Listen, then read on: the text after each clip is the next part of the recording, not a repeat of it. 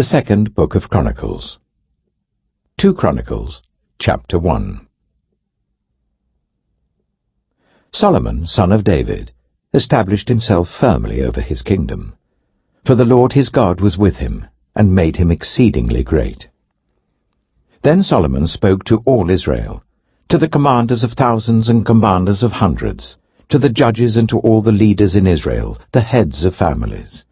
And Solomon and the whole assembly went to the high place at Gibeon, for God's tent of meeting was there, which Moses the Lord's servant had made in the wilderness. Now David had brought up the ark of God from Kiriath-Jearim to the place he had prepared for it, because he had pitched a tent for it in Jerusalem.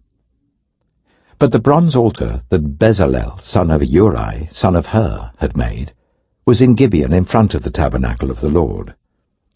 So Solomon and the assembly inquired of him there. Solomon went up to the bronze altar before the Lord in the tent of meeting, and offered 1,000 burnt offerings on it. That night God appeared to Solomon and said to him, "Ask for whatever you want me to give you." Solomon answered God, "You have shown great kindness to David my father, and have made me king in his place. Now, Lord God, let your promise to my father David be confirmed, for you have made me king over a people who are as numerous as the dust of the earth. Give me wisdom and knowledge, that I may lead this people, for who is able to govern this great people of yours?" God said to Solomon, "Since this is your heart's desire, and you have not asked for wealth, possessions, or honor, nor for the death of your enemies, and since you have not asked for a long life, but for wisdom and knowledge to govern my people, over whom I have made you king, therefore wisdom and knowledge will be given you. And I will also give you wealth, possessions, and honor, such as no king who was before you ever had, and none after you will have." Then Solomon went to Jerusalem from the high place at Gibeon, from before the tent of meeting, and he reigned over Israel. Solomon accumulated chariots and horses. He had 1,400 chariots and 12,000 horses, which he kept in the chariot cities, and also with him in Jerusalem. The king made silver and gold as common in Jerusalem as stones, and cedar as plentiful as sycamore fig trees in the foothills. Solomon's horses were imported from Egypt and from Kue. The royal merchants purchased them from Kue at the current price. They imported a chariot from Egypt for 600 shekels of silver, and a horse for 150. They also exported them to all the kings of the Hittites and of the Arameans. 2 Chronicles chapter 2. Solomon gave orders to build a temple for the name of the Lord, and a royal palace for himself. He conscripted 70,000 men as carriers, and 80,000 as stone-cutters in the hills, and 3,600 as foremen over them. Solomon sent this message to Hiram, king of Tyre.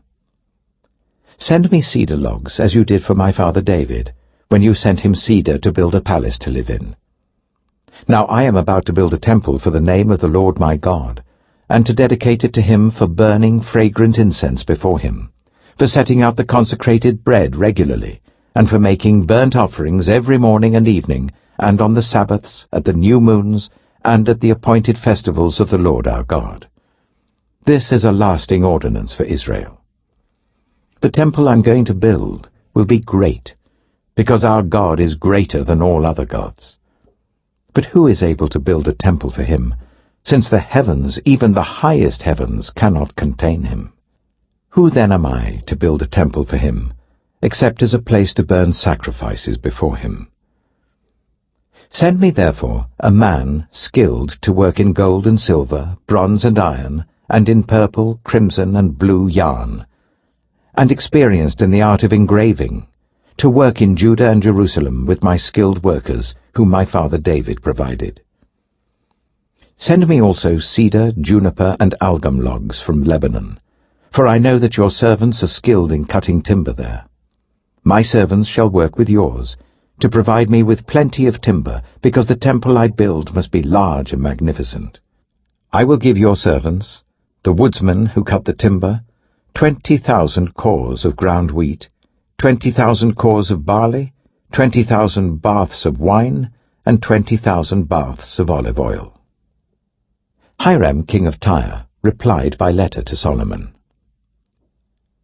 "Because the Lord loves his people, he has made you their king." And Hiram added, "Praise be to the Lord, the God of Israel, who made heaven and earth. He has given King David a wise son, endowed with intelligence and discernment, who will build a temple for the Lord and a palace for himself. I am sending you Huram-Abi, a man of great skill, whose mother was from Dan, and whose father was from Tyre. He is trained to work in gold and silver, bronze and iron, stone and wood, and with purple and blue and crimson yarn, and fine linen. He is experienced in all kinds of engraving, and can execute any design given to him. He will work with your skilled workers, and with those of my lord David your father. Now let my lord send his servants the wheat and barley and the olive oil and wine he promised, and we will cut all the logs from Lebanon that you need, and will float them as rafts by sea down to Joppa. You can then take them up to Jerusalem." Solomon took a census of all the foreigners residing in Israel, after the census his father David had taken. And they were found to be 153,600. He assigned 70,000 of them to be carriers, and 80,000 to be stone cutters in the hills, with 3,600 foremen over them to keep the people working. 2 Chronicles chapter 3. Then Solomon began to build the temple of the Lord in Jerusalem on Mount Moriah, where the Lord had appeared to his father David. It was on the threshing floor of Araunah the Jebusite, the place provided by David. He began building on the 2nd day of the 2nd month in the 4th year of his reign. The foundation Solomon laid for building the temple of God was 60 cubits long and 20 cubits wide, using the cubit of the old standard. The portico at the front of the temple was 20 cubits long across the width of the building and 20 cubits high. He overlaid the inside with pure gold. He panelled the main hall with juniper and covered it with fine gold and decorated it with palm tree and chain designs. He adorned the temple with precious stones, and the gold he used was gold of Parvaim. He overlaid the ceiling beams, door frames, walls and doors of the temple with gold, and he carved cherubim on the walls. He built the most holy place, its length corresponding to the width of the temple, 20 cubits long and 20 cubits wide. He overlaid the inside with 600 talents of fine gold. The gold nails weighed 50 shekels. He also overlaid the upper parts with gold. For the most holy place, he made a pair of sculptured cherubim and overlaid them with gold. The total wingspan of the cherubim was 20 cubits. One wing of the first cherub was 5 cubits long and touched the temple wall, while its other wing, also 5 cubits long, touched the wing of the other cherub. Similarly, one wing of the second cherub was 5 cubits long and touched the other temple wall, and its other wing, also 5 cubits long, touched the wing of the first cherub. The wings of these cherubim extended 20 cubits. They stood on their feet, facing the main hall. He made the curtain of blue, purple, and crimson yarn and fine linen, with cherubim worked into it. For the front of the temple, he made 2 pillars, which together were 35 cubits long, each with a capital 5 cubits high. He made interwoven chains and put them on top of the pillars. He also made 100 pomegranates and attached them to the chains. He erected the pillars in the front of the temple, one to the south and one to the north. The one to the south he named Jachin, and the one to the north, Boaz. 2 Chronicles chapter 4. He made a bronze altar, 20 cubits long, 20 cubits wide, and 10 cubits high. He made the sea of cast metal, circular in shape, measuring 10 cubits from rim to rim and 5 cubits high. It took a line of 30 cubits to measure round it. Below the rim, figures of bulls encircled it, 10 to a cubit.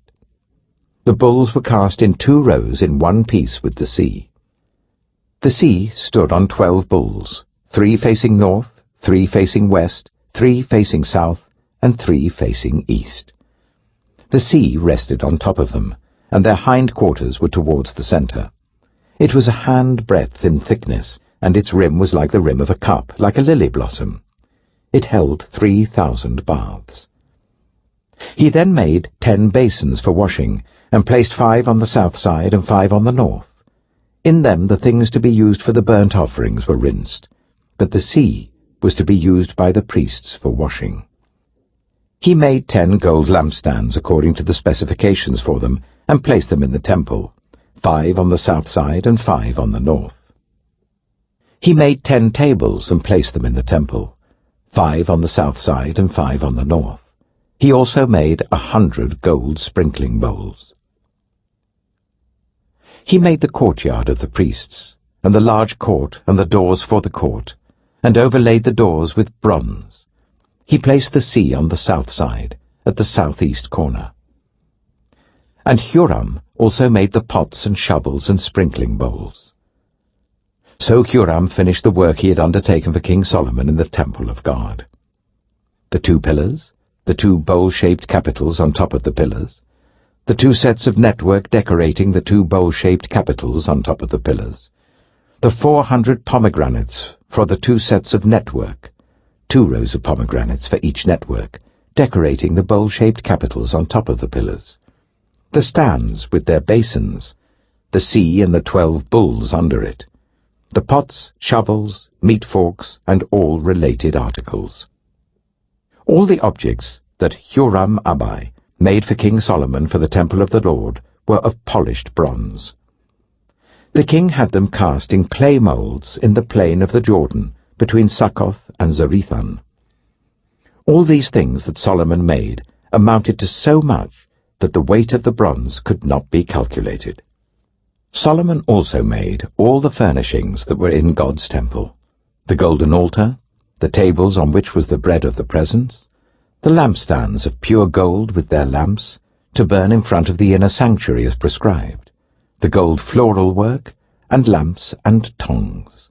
They were solid gold. The pure gold wick trimmers, sprinkling bowls, dishes, and censers, and the gold doors of the temple, the inner doors to the most holy place, and the doors of the main hall. 2 Chronicles chapter 5. When all the work Solomon had done for the temple of the Lord was finished, he brought in the things his father David had dedicated, the silver and gold and all the furnishings, and he placed them in the treasuries of God's temple. Then Solomon summoned to Jerusalem the elders of Israel, all the heads of the tribes and the chiefs of the Israelite families, to bring up the ark of the Lord's covenant from Zion, the city of David. And all the Israelites came together to the king at the time of the festival, in the 7th month. When all the elders of Israel had arrived, the Levites took up the ark, and they brought up the ark and the tent of meeting and all the sacred furnishings in it.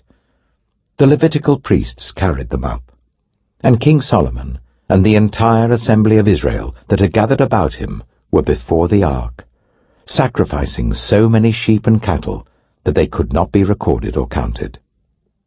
The priests then brought the ark of the Lord's covenant to its place in the inner sanctuary of the temple, the most holy place, and put it beneath the wings of the cherubim. The cherubim spread their wings over the place of the ark and covered the ark and its carrying poles. These poles were so long that their ends, extending from the ark, could be seen from in front of the inner sanctuary, but not from outside the holy place, and they are still there today.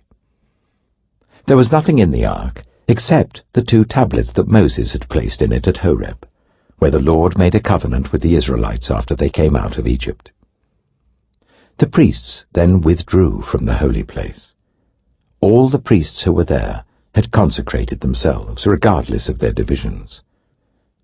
All the Levites who were musicians, Asaph, Heman, Jeduthun, and their sons and relatives, stood on the east side of the altar, dressed in fine linen and playing cymbals, harps, and lyres.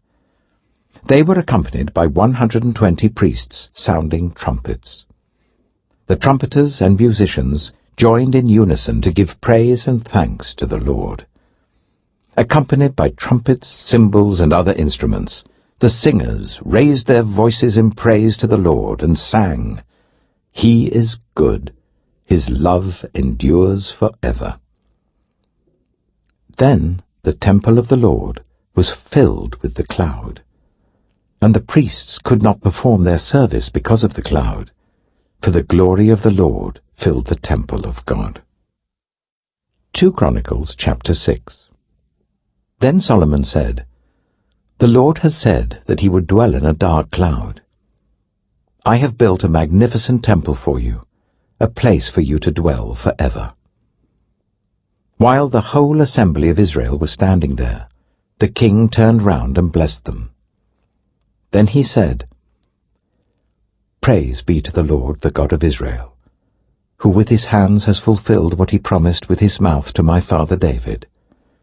For he said, 'Since the day I brought my people out of Egypt, I have not chosen a city in any tribe of Israel to have a temple built, so that my name might be there, nor have I chosen anyone to be ruler over my people Israel. But now I have chosen Jerusalem for my name to be there, and I have chosen David to rule my people Israel.' My father David had it in his heart to build a temple for the name of the Lord, the God of Israel. But the Lord said to my father David, 'You did well to have it in your heart to build a temple for my name. Nevertheless, you are not the one to build the temple, but your son, your own flesh and blood, he is the one who will build the temple for my name.' The Lord has kept the promise he made. I have succeeded David my father, and now I sit on the throne of Israel just as the Lord promised, and I have built the temple for the name of the Lord, the God of Israel. There I have placed the ark, in which is the covenant of the Lord that he made with the people of Israel." Then Solomon stood before the altar of the Lord in front of the whole assembly of Israel and spread out his hands. Now he had made a bronze platform, 5 cubits long, 5 cubits wide, and 3 cubits high, and had placed it in the center of the outer court. He stood on the platform, and then knelt down before the whole assembly of Israel, and spread out his hands towards heaven. He said, "Lord, the God of Israel, there is no God like you in heaven or on earth. You who keep your covenant of love with your servants, who continue wholeheartedly in your way. You have kept your promise to your servant David my father. With your mouth you have promised, and with your hand you have fulfilled it, as it is today. Now, Lord, the God of Israel, keep for your servant David my father the promises you made to him when you said, 'You shall never fail to have a successor to sit before me on the throne of Israel, if only your descendants are careful in all they do, to walk before me according to my law as you have done.' And now, Lord, the God of Israel, let your word that you promised your servant David come true. But will God really dwell on earth with humans? The heavens, even the highest heavens, cannot contain you. How much less this temple that I have built? Yet, Lord my God, give attention to your servant's prayer and his plea for mercy. Hear the cry and the prayer that your servant is praying in your presence. May your eyes be open towards this temple day and night, this place of which you said you would put your name there. May you hear the prayer your servant prays towards this place. Hear the supplications of your servant and of your people Israel when they pray towards this place. Hear from heaven your dwelling place, and when you hear, forgive. When anyone wrongs their neighbor, and is required to take an oath, and they come and swear the oath before your altar in this temple, then hear from heaven and act. Judge between your servants, condemning the guilty and bringing down on their heads what they have done, and vindicating the innocent by treating them in accordance with their innocence. When your people Israel have been defeated by an enemy because they have sinned against you, and when they turn back and give praise to your name, praying and making supplication before you in this temple, then hear from heaven, and forgive the sin of your people Israel, and bring them back to the land you gave to them and their ancestors.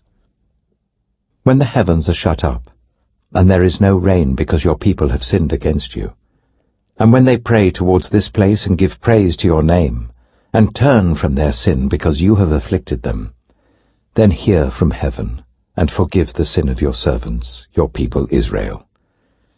Teach them the right way to live, and send rain on the land that you gave your people for an inheritance. When famine or plague comes to the land, or blight or mildew, locusts or grasshoppers, or when enemies besiege them in any of their cities, whatever disaster or disease may come, and when a prayer or plea is made by anyone among your people Israel, being aware of their afflictions and pains, and spreading out their hands towards this temple, then hear from heaven, your dwelling place. Forgive, and deal with everyone according to all they do, since you know their hearts, for you alone know the human heart, so that they will fear you, and walk in obedience to you all the time they live in the land that you gave our ancestors. As for the foreigner, who does not belong to your people Israel, but has come from a distant land because of your great name and your mighty hand and your outstretched arm, when they come and pray towards this temple, then hear from heaven, your dwelling place. Do whatever the foreigner asks of you, so that all the peoples of the earth may know your name and fear you, as do your own people Israel, and may know that this house that I have built bears your name. When your people go to war against their enemies, wherever you send them, and when they pray to you towards this city you have chosen, and the temple I have built for your name, then hear from heaven their prayer and their plea, and uphold their cause. When they sin against you, for there is no one who does not sin, and you become angry with them and give them over to the enemy, who takes them captive to a land far away or near, and if they have a change of heart in the land where they are held captive, and repent, and plead with you in the land of their captivity, and say, We have sinned, we have done wrong, and acted wickedly.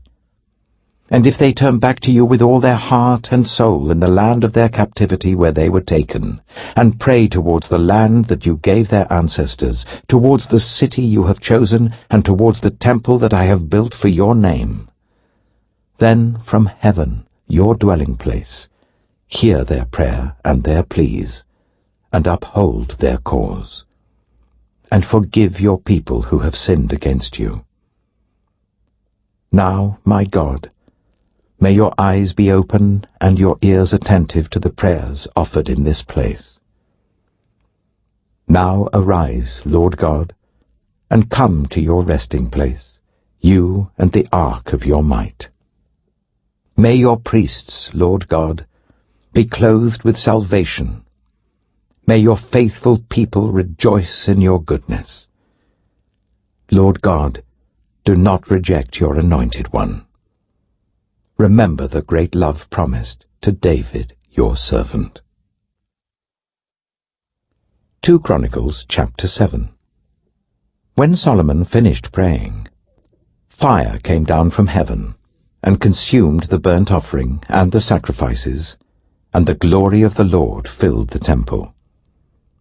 The priests could not enter the temple of the Lord, because the glory of the Lord filled it. When all the Israelites saw the fire coming down, and the glory of the Lord above the temple, they knelt on the pavement with their faces to the ground, and they worshipped and gave thanks to the Lord, saying, He is good, His love endures forever. Then the king and all the people offered sacrifices before the Lord. And King Solomon offered a sacrifice of 22,000 head of cattle, and 120,000 sheep and goats. So the king and all the people dedicated the temple of God. The priests took up their positions, as did the Levites with the Lord's musical instruments, which King David had made for praising the Lord, and which were used when he gave thanks, saying, "His love endures forever." Opposite the Levites, the priests blew their trumpets, and all the Israelites were standing. Solomon consecrated the middle part of the courtyard in front of the temple of the Lord, and there he offered burnt offerings and the fat of the fellowship offerings, because the bronze altar he had made could not hold the burnt offerings, the grain offerings, and the fat portions. So Solomon observed the festival at that time for 7 days, and all Israel with him, a vast assembly, people from Lebo-Hamath to the Wadi of Egypt. On the 8th day they held an assembly, for they had celebrated the dedication of the altar for 7 days, and the festival for 7 days more. On the 23rd day of the 7th month he sent the people to their homes, joyful and glad in heart, for the good things the Lord had done for David and Solomon, and for his people Israel. When Solomon had finished the temple of the Lord, and the royal palace, and had succeeded in carrying out all he had in mind to do in the temple of the Lord and in his own palace, the Lord appeared to him at night and said, "I have heard your prayer, and have chosen this place for myself as a temple for sacrifices. When I shut up the heavens so that there is no rain, or command locusts to devour the land, or send a plague among my people, if my people, who are called by my name, will humble themselves and pray, and seek my face and turn from their wicked ways, then I will hear from heaven, and I will forgive their sin, and will heal their land. Now my eyes will be open and my ears attentive to the prayers offered in this place. I have chosen and consecrated this temple, so that my name may be there forever. My eyes and my heart will always be there. As for you, if you walk before me faithfully, as David your father did, and do all I command, and observe my decrees and laws, I will establish your royal throne as I covenanted with David your father when I said, 'You shall never fail to have a successor to rule over Israel.' But if you turn away, and forsake the decrees and commands I have given you, and go off to serve other gods and worship them, then I will uproot Israel from my land, which I have given them, and will reject this temple which I have consecrated for my name. I will make it a byword and an object of ridicule among all peoples. This temple will become a heap of rubble. All who pass by will be appalled and say, 'Why has the Lord done such a thing to this land and to this temple?' People will answer, 'Because they have forsaken the Lord, the God of their ancestors, who brought them out of Egypt, and have embraced other gods, worshipping and serving them.' That is why he brought all this disaster on them." 2 Chronicles chapter 8.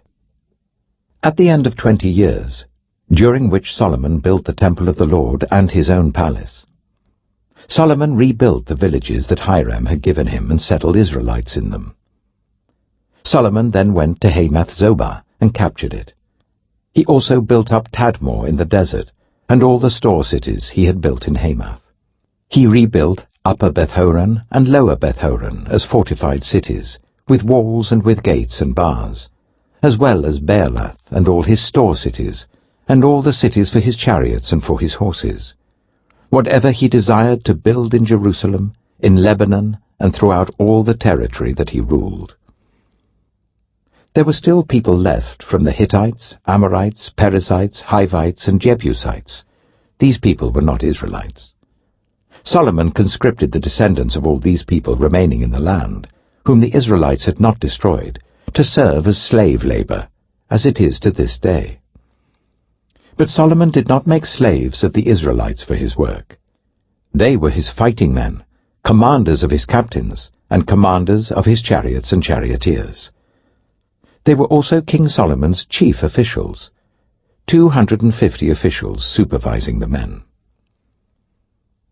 Solomon brought Pharaoh's daughter up from the city of David to the palace he had built for her, for he said, "My wife must not live in the palace of King David of Israel, because the places the ark of the Lord has entered are holy." On the altar of the Lord that he built in front of the portico, Solomon sacrificed burnt offerings to the Lord, according to the daily requirements for offerings commanded by Moses for the Sabbaths, the new moons, and the 3 annual festivals, the festival of unleavened bread, the festival of weeks, and the festival of tabernacles. In keeping with the ordinance of his father David, he appointed the divisions of the priests for their duties, and the Levites to lead the praise, and to assist the priests according to each day's requirement.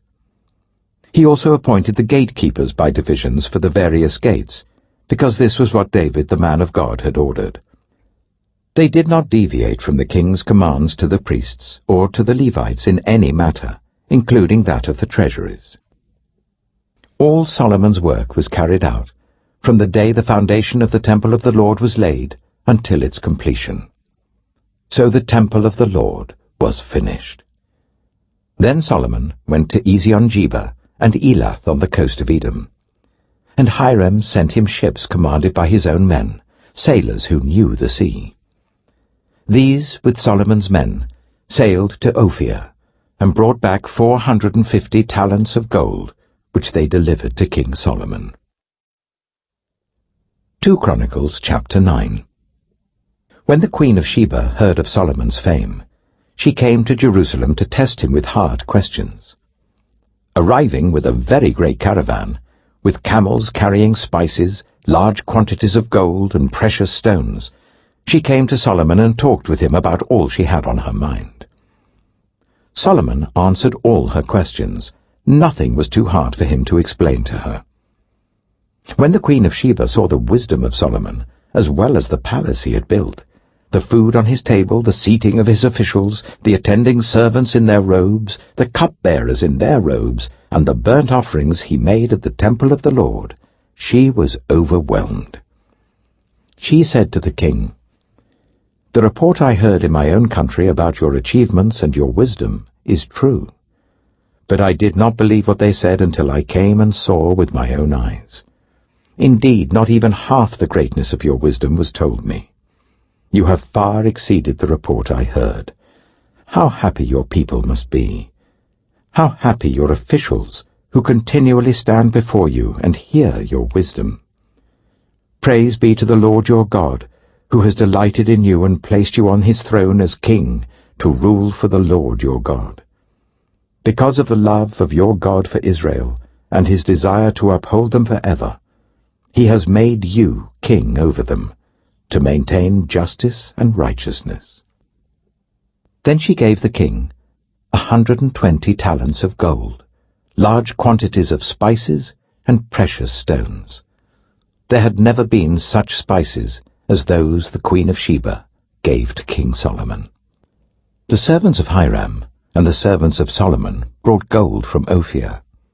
They also brought algum wood and precious stones.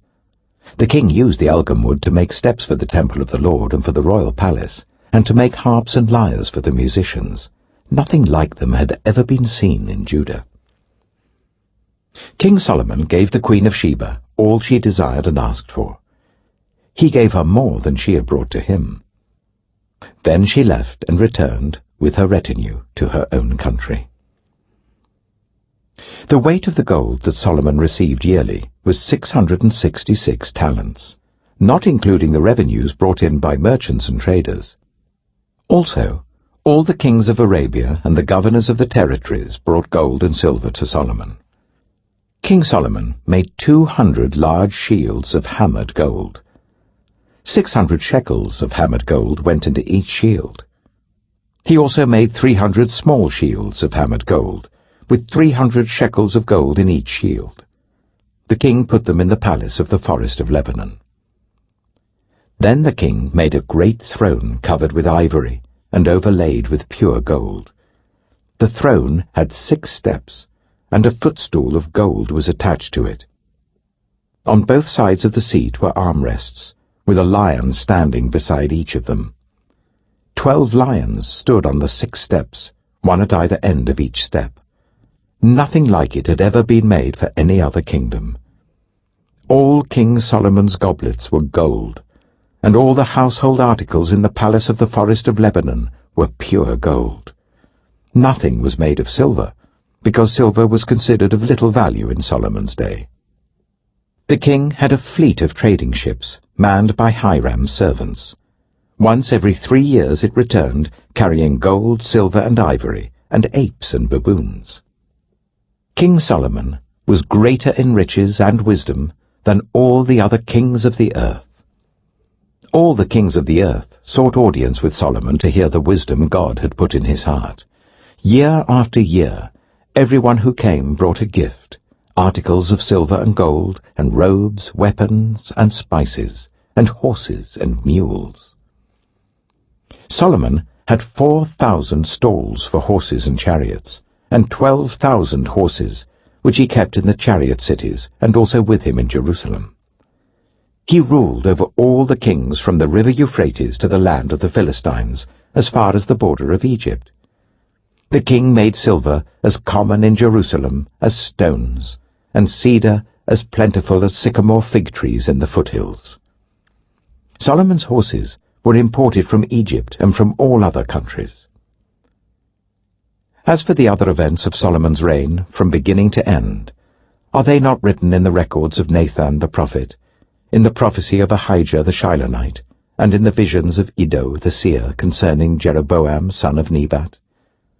Solomon reigned in Jerusalem over all Israel for 40 years. Then he rested with his ancestors and was buried in the city of David his father. And Rehoboam his son succeeded him as king.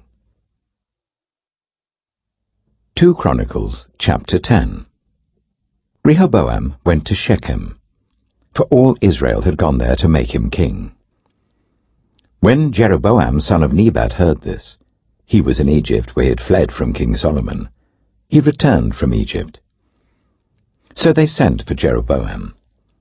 And he and all Israel went to Rehoboam and said to him, "Your father put a heavy yoke on us, but now lighten the harsh labor and the heavy yoke he put on us, and we will serve you."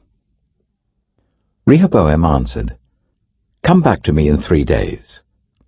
So the people went away. Then King Rehoboam consulted the elders who had served his father Solomon during his lifetime. "How would you advise me to answer these people?" he asked. They replied, "If you will be kind to these people and please them and give them a favorable answer, they will always be your servants." But Rehoboam rejected the advice the elders gave him and consulted the young men who had grown up with him and who were serving him. He asked them, "What is your advice? How should we answer these people who say to me, 'Lighten the yoke your father put on us'?" The young men who had grown up with him replied, "The people have said to you, 'Your father put a heavy yoke on us, but make our yoke lighter.' Now tell them, 'My little finger is thicker than my father's waist. My father laid on you a heavy yoke. I will make it even heavier. My father scourged you with whips. I will scourge you with scorpions." 3 days later, Jeroboam and all the people returned to Rehoboam, as the king had said, "Come back to me in 3 days." The king answered them harshly, rejecting the advice of the elders. He followed the advice of the young men and said, "My father made your yoke heavy. I will make it even heavier. My father scourged you with whips. I will scourge you with scorpions." So the king did not listen to the people, for this turn of events was from God, to fulfill the word that the Lord had spoken to Jeroboam son of Nebat through Ahijah the Shilonite. When all Israel saw that the king refused to listen to them, they answered the king, "What share do we have in David? What part in Jesse's son? To your tents, Israel. Look after your own house, David." So all the Israelites went home. But as for the Israelites who were living in the towns of Judah, Rehoboam still ruled over them. King Rehoboam sent out Adoniram, who was in charge of forced labor. But the Israelites stoned him to death. King Rehoboam, however, managed to get into his chariot and escape to Jerusalem. So Israel has been in rebellion against the house of David to this day. 2 Chronicles chapter 11. When Rehoboam arrived in Jerusalem, he mustered Judah and Benjamin, 180,000 able young men, to go to war against Israel and to regain the kingdom for Rehoboam. But this word of the Lord came to Shemaiah the man of God. Say to Rehoboam, son of Solomon, king of Judah, and to all Israel in Judah and Benjamin, this is what the Lord says. Do not go up to fight against your fellow Israelites. Go home, every one of you, for this is my doing. So they obeyed the words of the Lord, and turned back from marching against Jeroboam. Rehoboam lived in Jerusalem, and built up towns for defense in Judah: Bethlehem, Etam, Tekoa, Bethzur, Soko, Adullam, Gath, Marisha, Ziph, Adoraim, Lachish, Azekah, Zorah, Ajalon, and Hebron. These were fortified cities in Judah and Benjamin. He strengthened their defenses and put commanders in them, with supplies of food, olive oil, and wine. He put shields and spears in all the cities, and made them very strong. So Judah and Benjamin were his. The priests and Levites from all their districts throughout Israel sided with him. The Levites even abandoned their pasture lands and property, and came to Judah and Jerusalem, because Jeroboam and his sons had rejected them as priests of the Lord, when he appointed his own priests for the high places and for the goat and calf idols he had made. Those from every tribe of Israel, who set their hearts on seeking the Lord, the God of Israel, followed the Levites to Jerusalem to offer sacrifices to the Lord, the God of their ancestors. They strengthened the kingdom of Judah, and supported Rehoboam son of Solomon for 3 years, following the ways of David and Solomon during this time. Rehoboam married Mahalath, who was the daughter of David's son Jerimoth, and Abihail, the daughter of Jesse's son Eliab.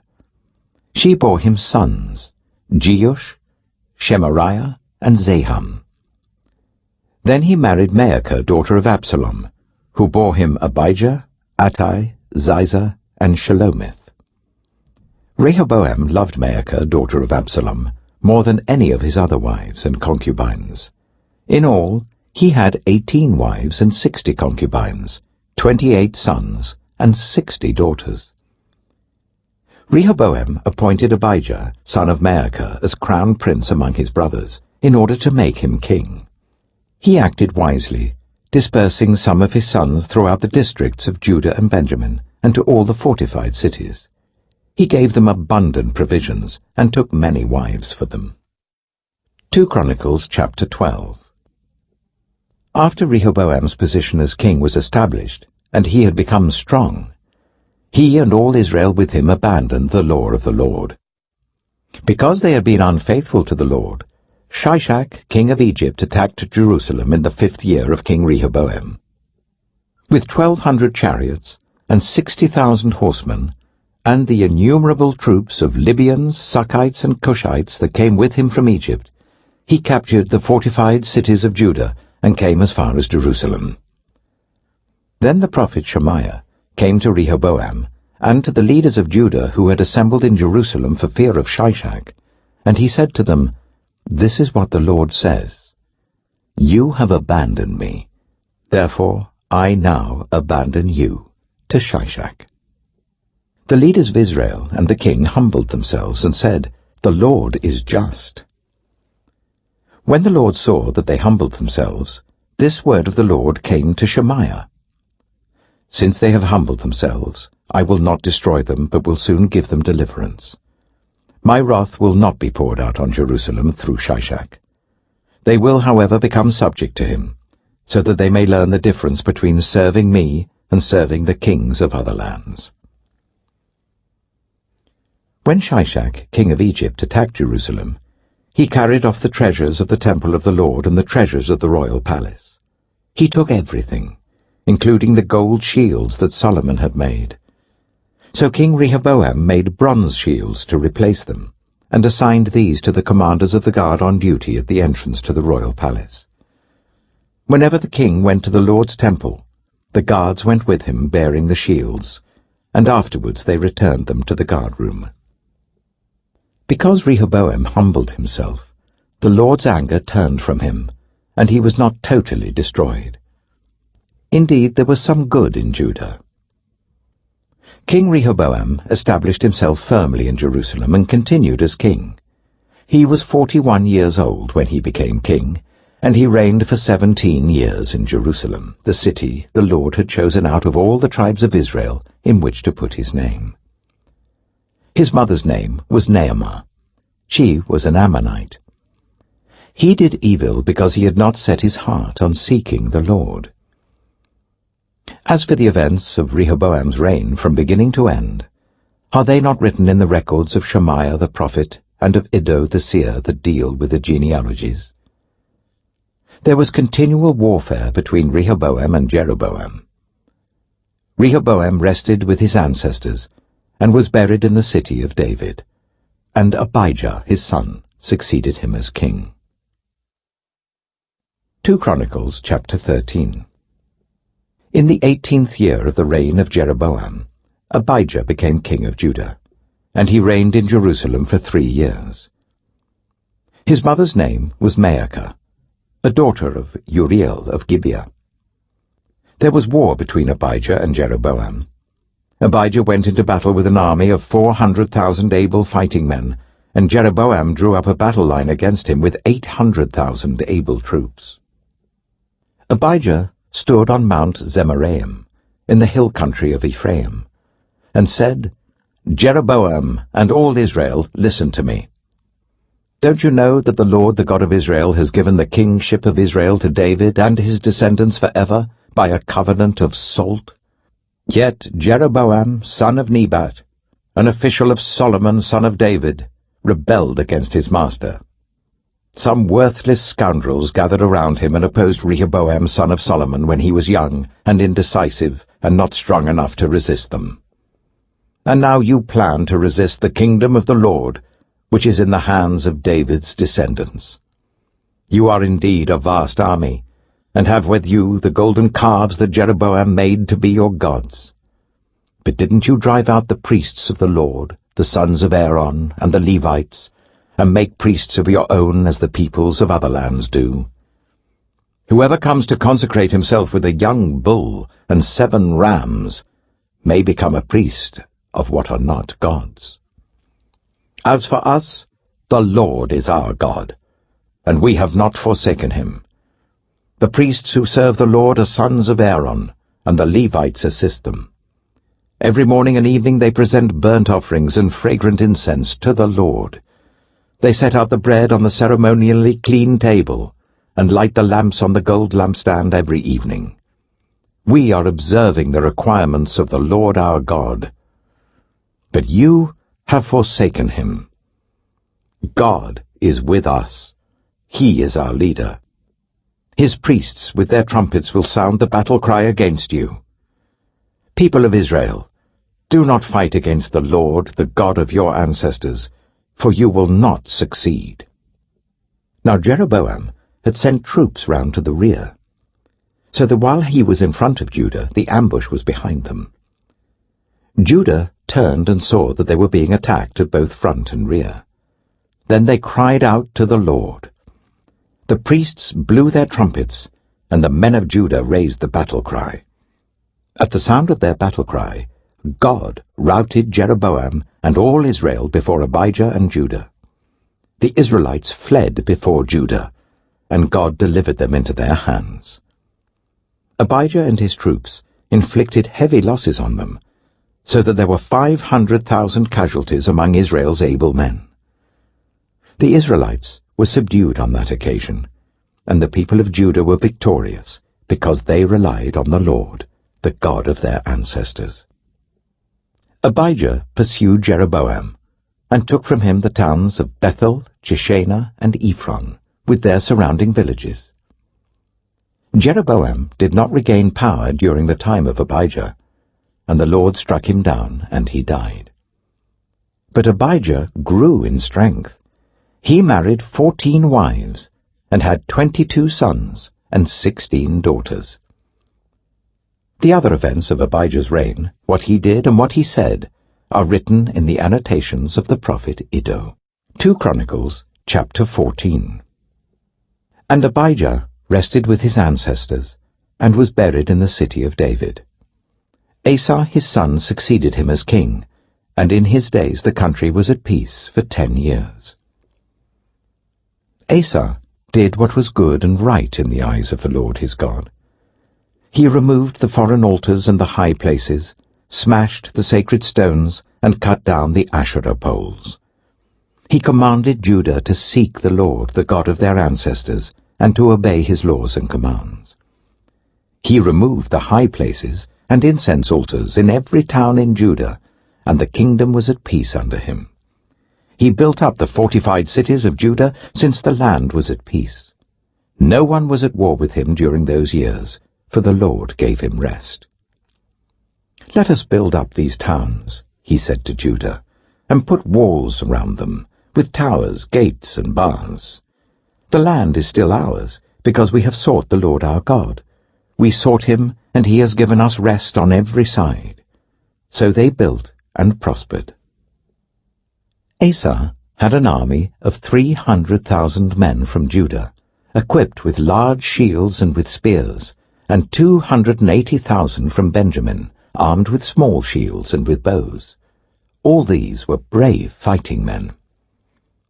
Zerah, the Cushite, marched out against them with an army of thousands upon thousands, and 300 chariots, and came as far as Mareshah. Asa went out to meet him, and they took up battle positions in the valley of Zephath, near Mareshah.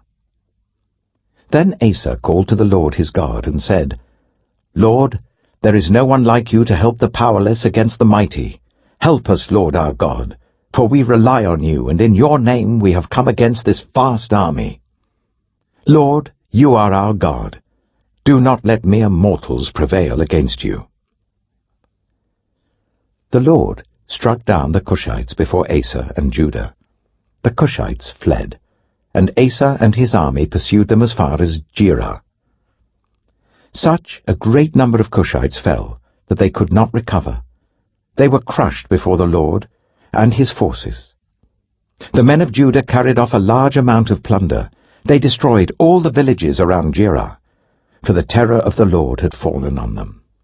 They looted all these villages, since there was much plunder there. They also attacked the camps of the herdsmen, and carried off droves of sheep and goats and camels. Then they returned to Jerusalem. 2 Chronicles, chapter 15. The Spirit of God came on Azariah, son of Oded.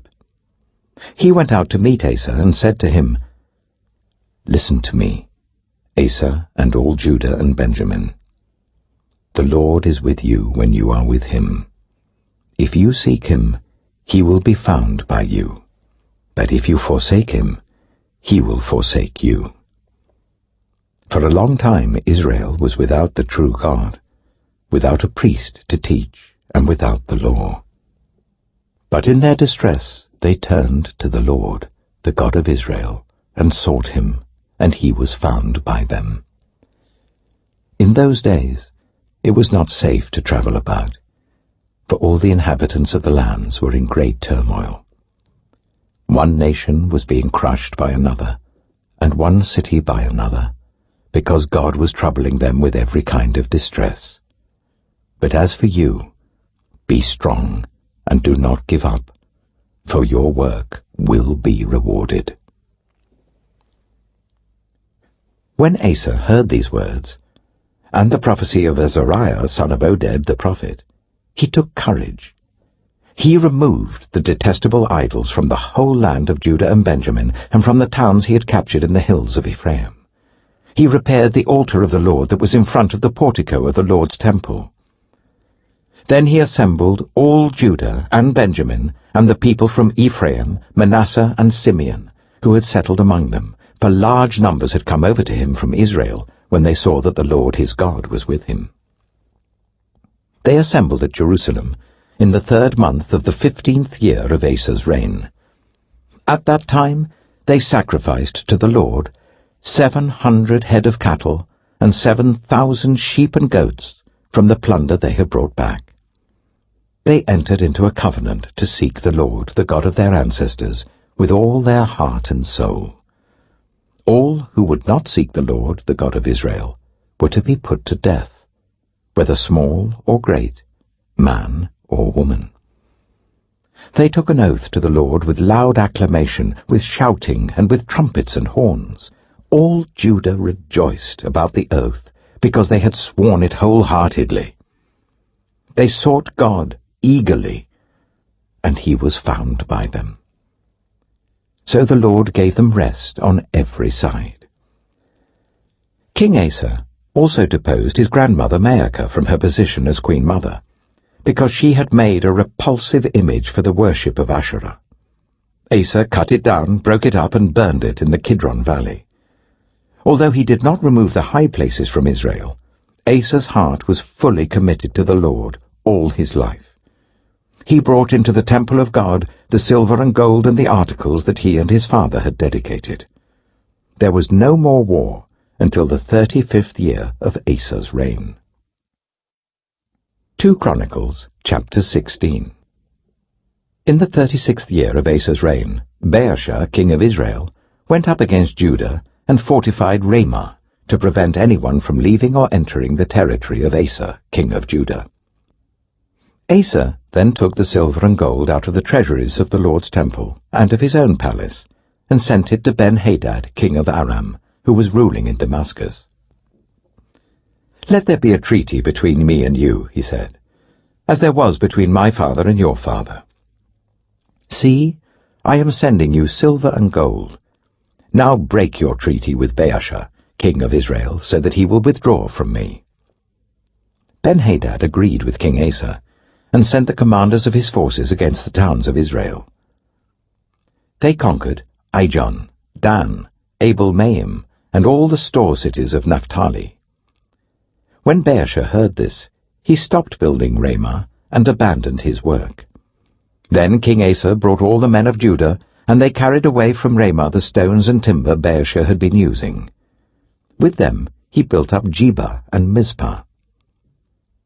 At that time Hanani the seer came to Asa king of Judah and said to him, "Because you relied on the king of Aram and not on the Lord your God, the army of the king of Aram has escaped from your hand. Were not the Cushites and Libyans a mighty army with great numbers of chariots and horsemen?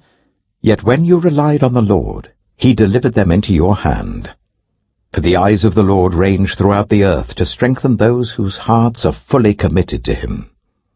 You have done a foolish thing, and from now on you will be at war." Asa was angry with the seer because of this.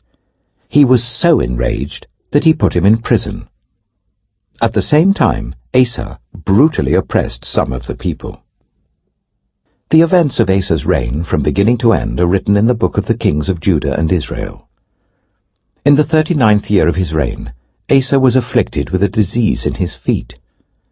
Though his disease was severe, even in his illness he did not seek help from the Lord, but only from the doctors.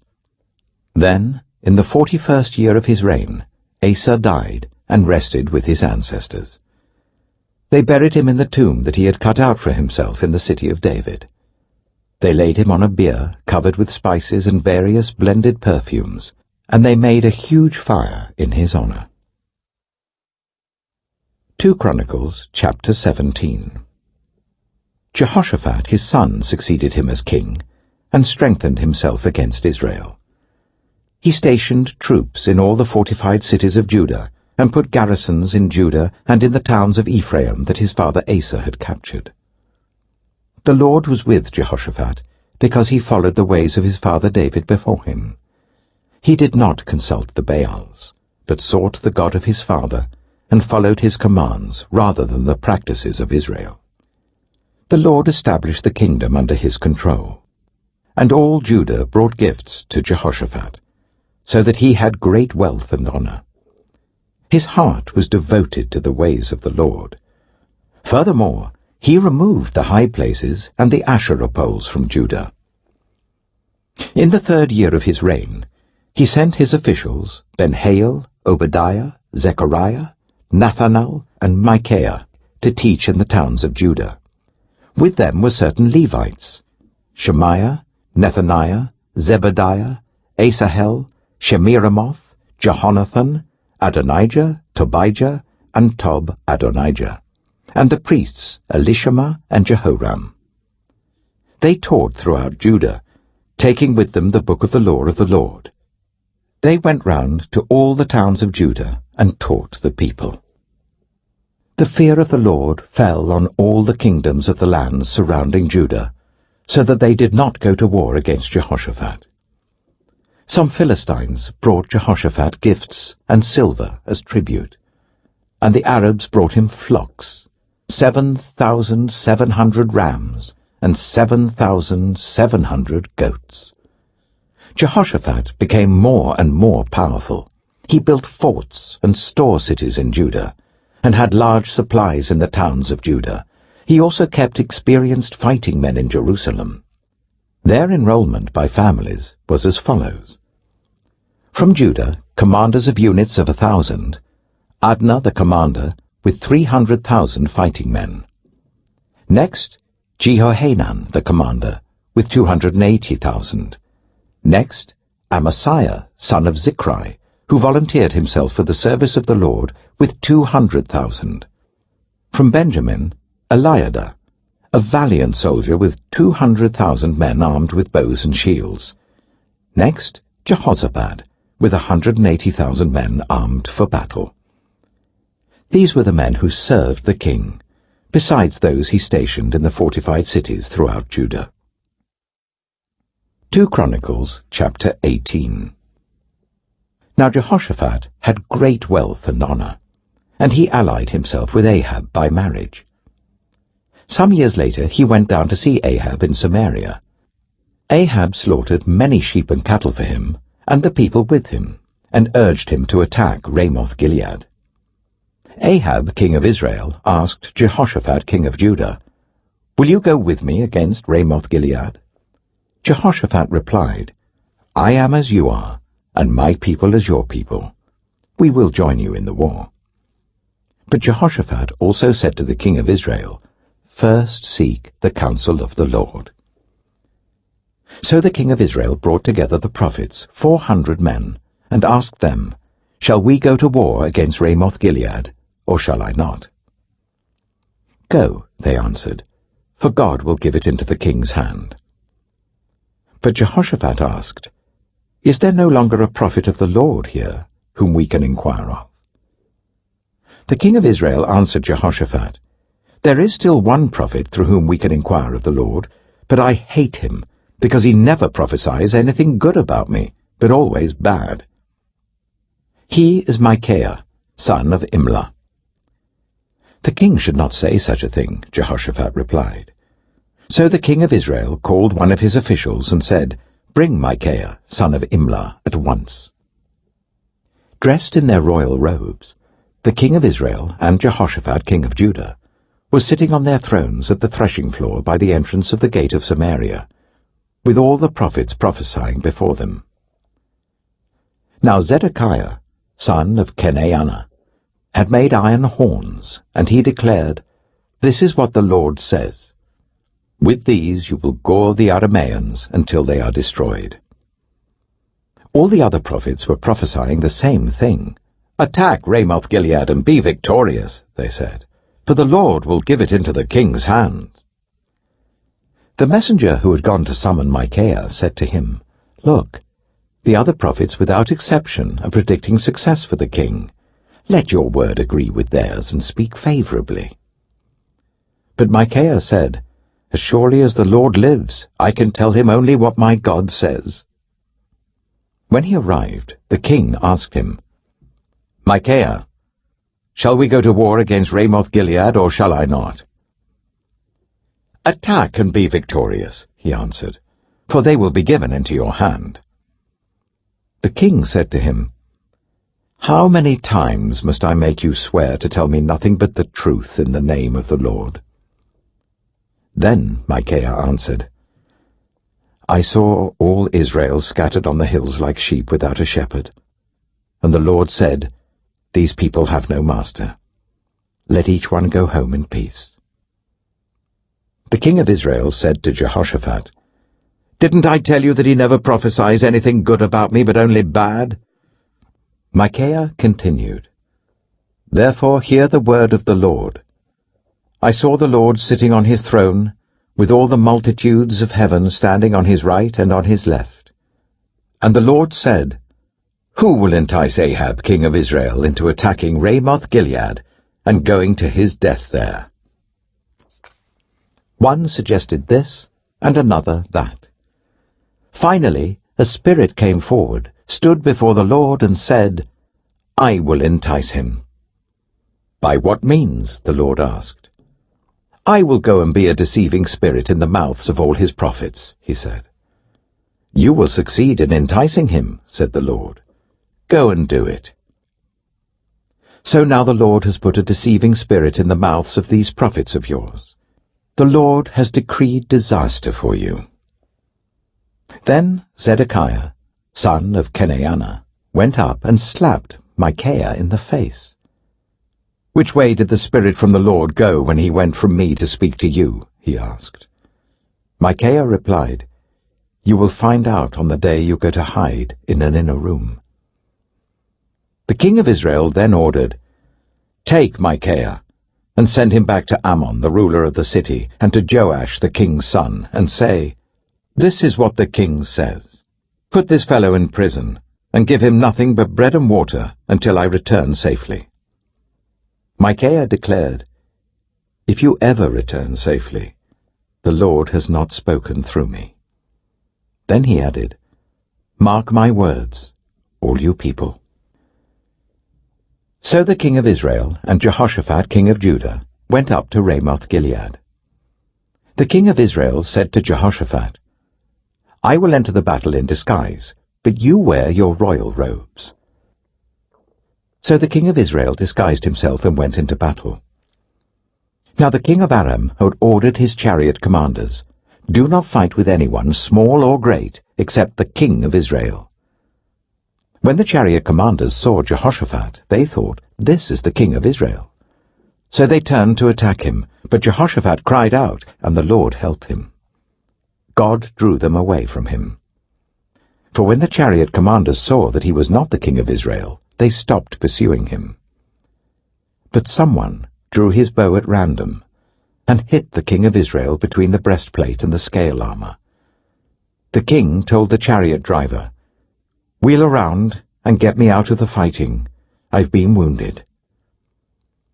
All day long the battle raged, and the king of Israel propped himself up in his chariot facing the Arameans until evening.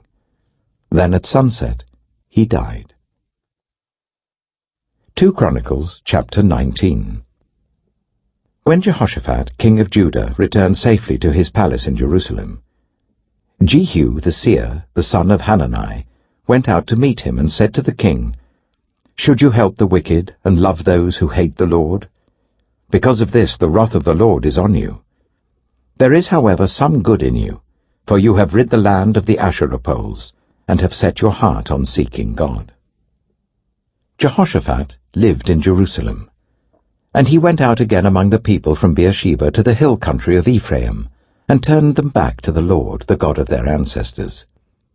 He appointed judges in the land, in each of the fortified cities of Judah.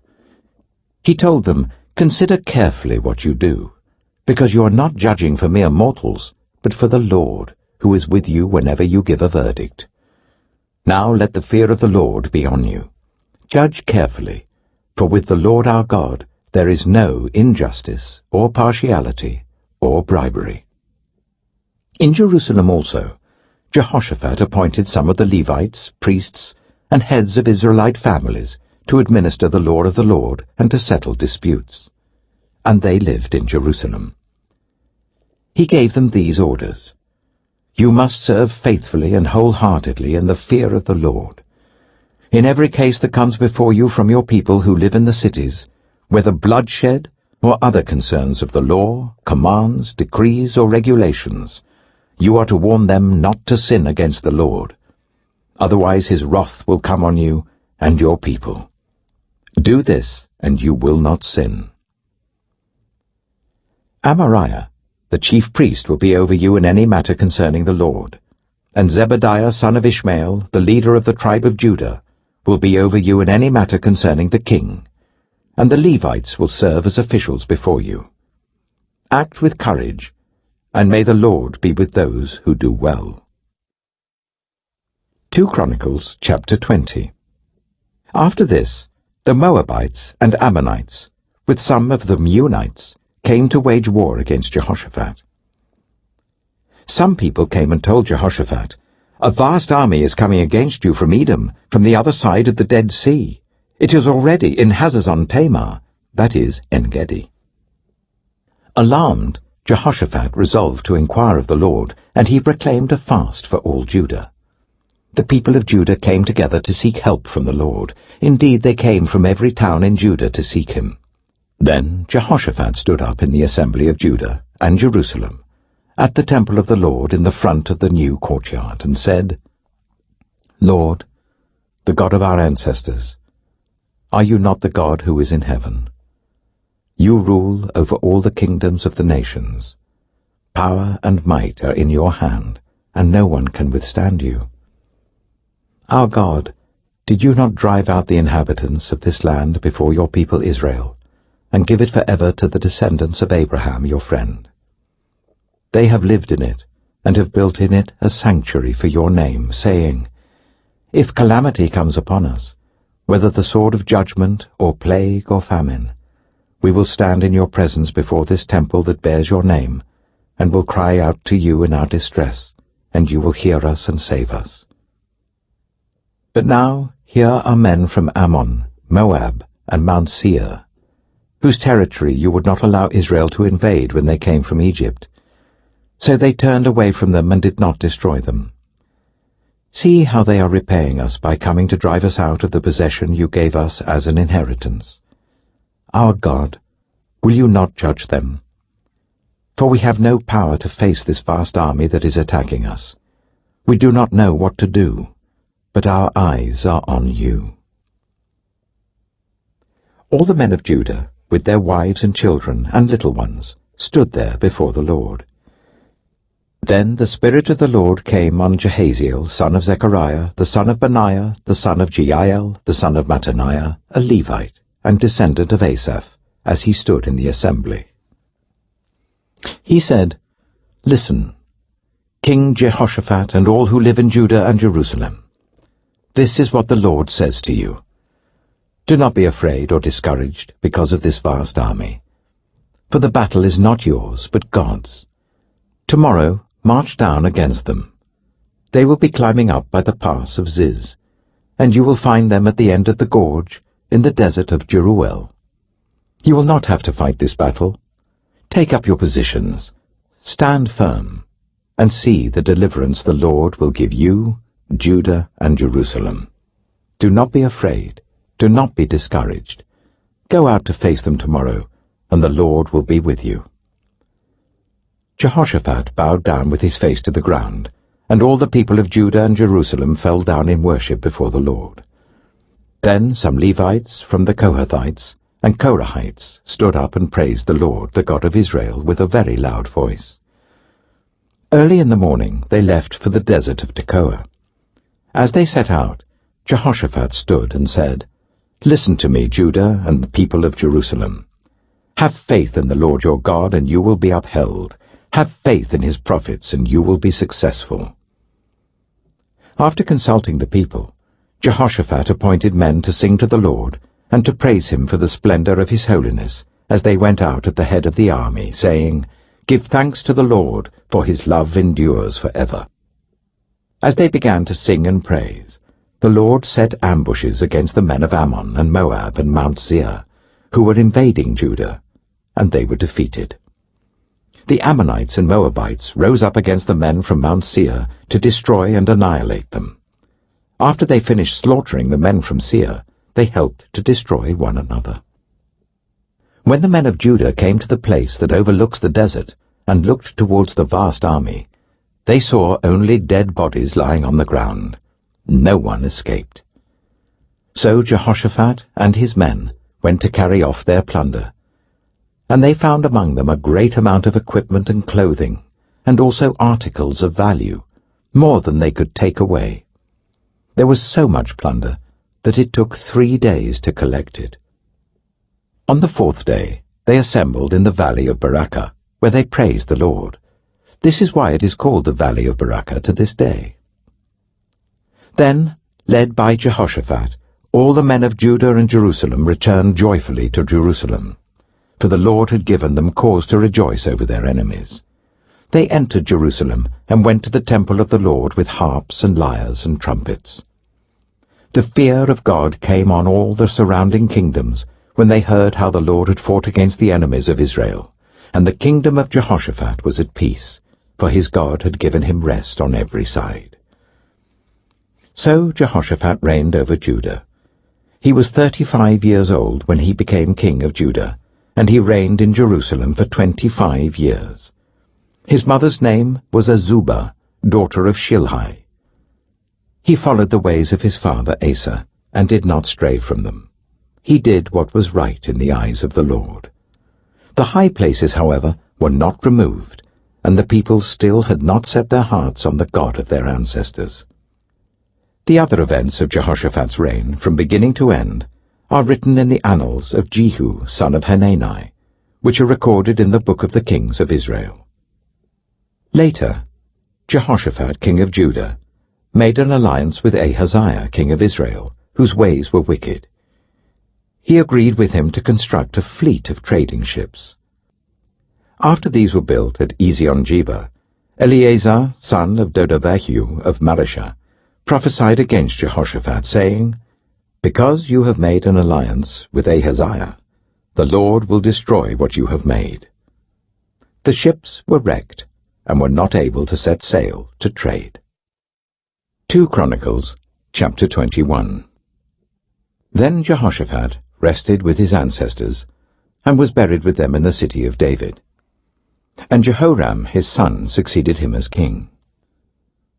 Jehoram's brothers, the sons of Jehoshaphat, were Azariah, Jehiel, Zechariah, Azariahu, Michael, and Shephatiah. All these were sons of Jehoshaphat, king of Israel. Their father had given them many gifts of silver and gold, and articles of value, as well as fortified cities in Judah. But he had given the kingdom to Jehoram, because he was his firstborn son. When Jehoram established himself firmly over his father's kingdom, he put all his brothers to the sword, along with some of the officials of Israel. Jehoram was 32 years old when he became king, and he reigned in Jerusalem for 8 years. He followed the ways of the kings of Israel, as the house of Ahab had done, for he married a daughter of Ahab. He did evil in the eyes of the Lord. Nevertheless, because of the covenant the Lord had made with David, the Lord was not willing to destroy the house of David. He had promised to maintain a lamp for him and his descendants forever. In the time of Jehoram, Edom rebelled against Judah and set up its own king. So Jehoram went there with his officers and all his chariots. The Edomites surrounded him and his chariot commanders, but he rose up and broke through by night. To this day, Edom has been in rebellion against Judah. Libnah revolted at the same time, because Jehoram had forsaken the Lord, the God of his ancestors.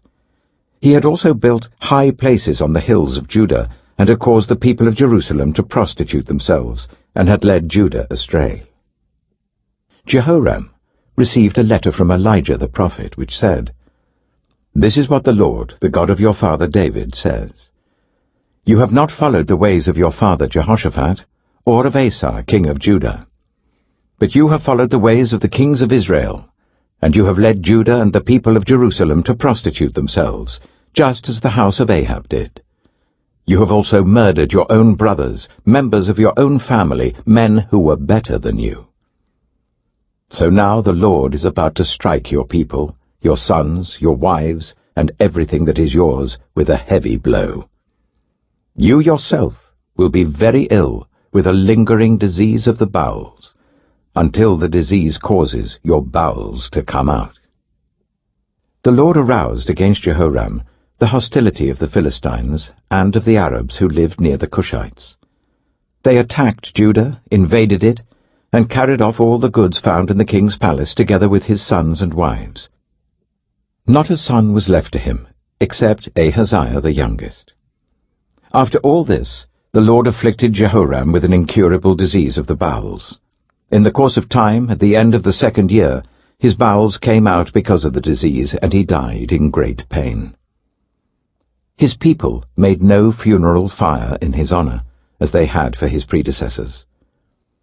Jehoram was 32 years old when he became king, and he reigned in Jerusalem for 8 years. He passed away to no one's regret, and was buried in the city of David, but not in the tombs of the kings. 2 Chronicles chapter 22. The people of Jerusalem made Ahaziah, Jehoram's youngest son, king in his place, since the raiders who came with the Arabs into the camp had killed all the older sons. So Ahaziah, son of Jehoram, king of Judah, began to reign. Ahaziah was 22 years old when he became king, and he reigned in Jerusalem for 1 year. His mother's name was Athaliah, a granddaughter of Omri. He too followed the ways of the house of Ahab, for his mother encouraged him to act wickedly. He did evil in the eyes of the Lord, as the house of Ahab had done, for after his father's death they became his advisers, to his undoing.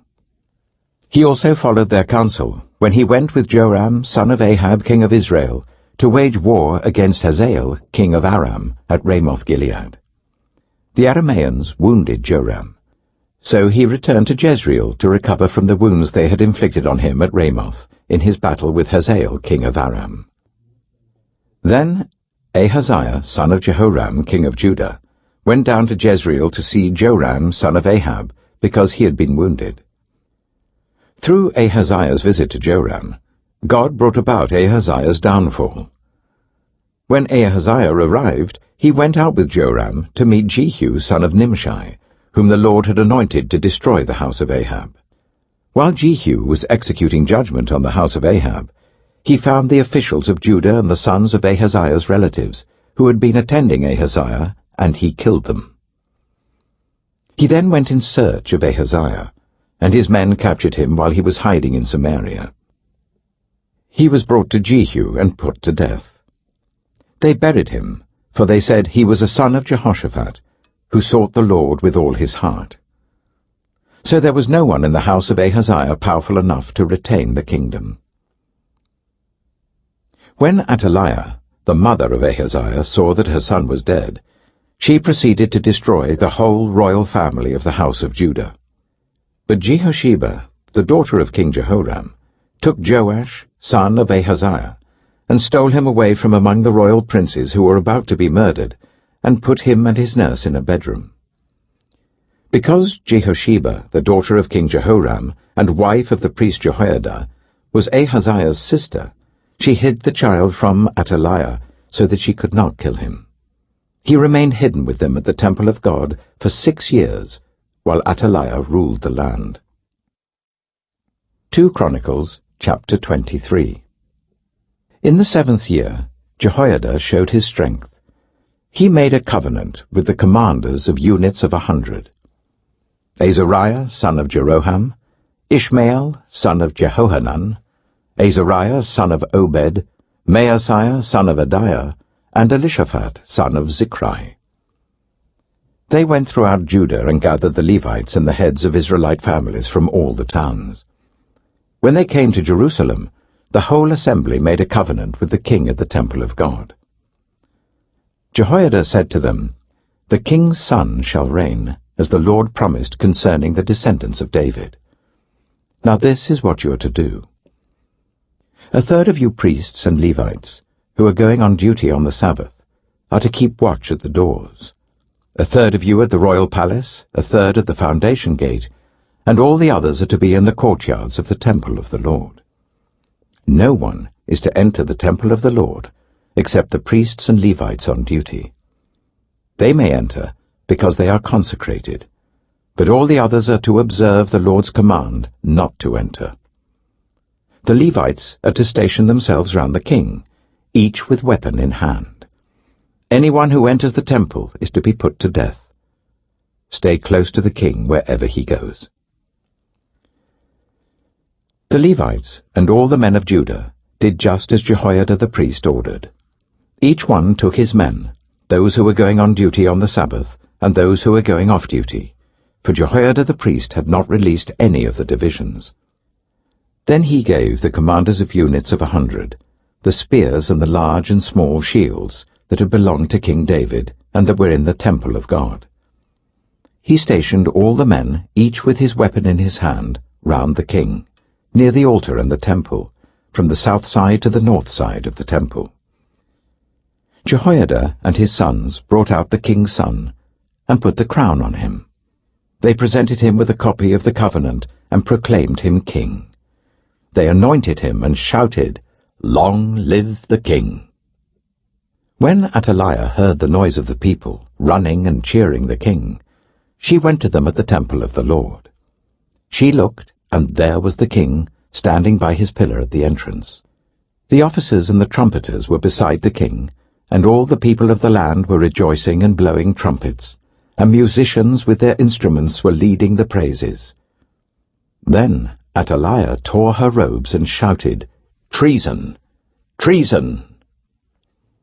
Jehoiada the priest sent out the commanders of units of 100, who were in charge of the troops, and said to them, "Bring her out between the ranks, and put to the sword anyone who follows her." For the priest had said, "Do not put her to death at the temple of the Lord." So they seized her as she reached the entrance of the horse gate on the palace grounds, and there they put her to death. Jehoiada then made a covenant that he, the people and the king, would be the Lord's people. All the people went to the temple of Baal and tore it down.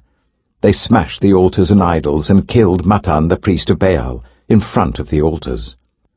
Then Jehoiada placed the oversight of the temple of the Lord in the hands of the Levitical priests to whom David had made assignments in the temple, to present the burnt offerings of the Lord as written in the law of Moses, with rejoicing and singing as David had ordered.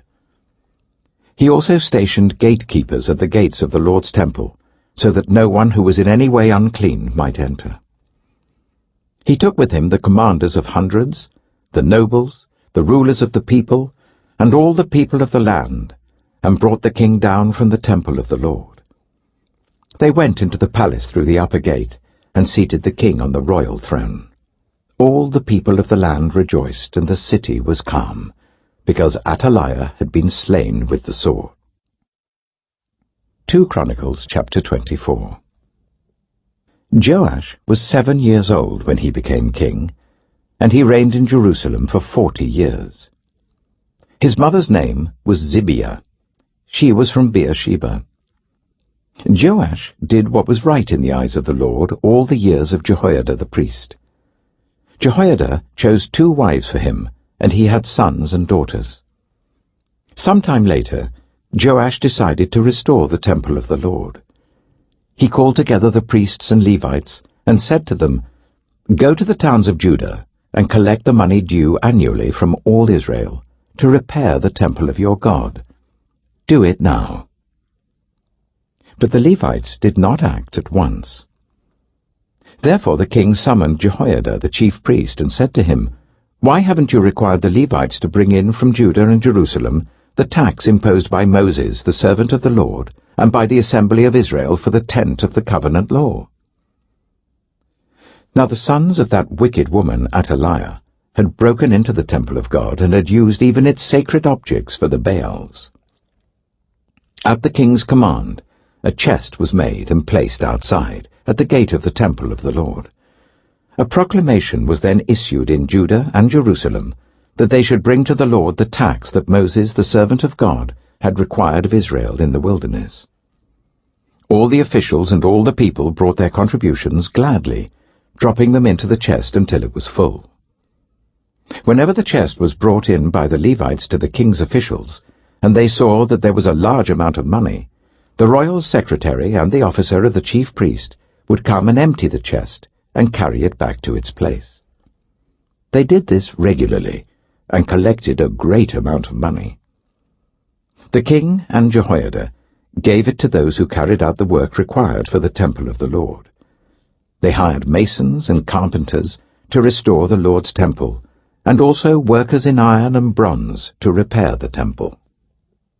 The men in charge of the work were diligent, and the repairs progressed under them. They rebuilt the temple of God according to its original design and reinforced it.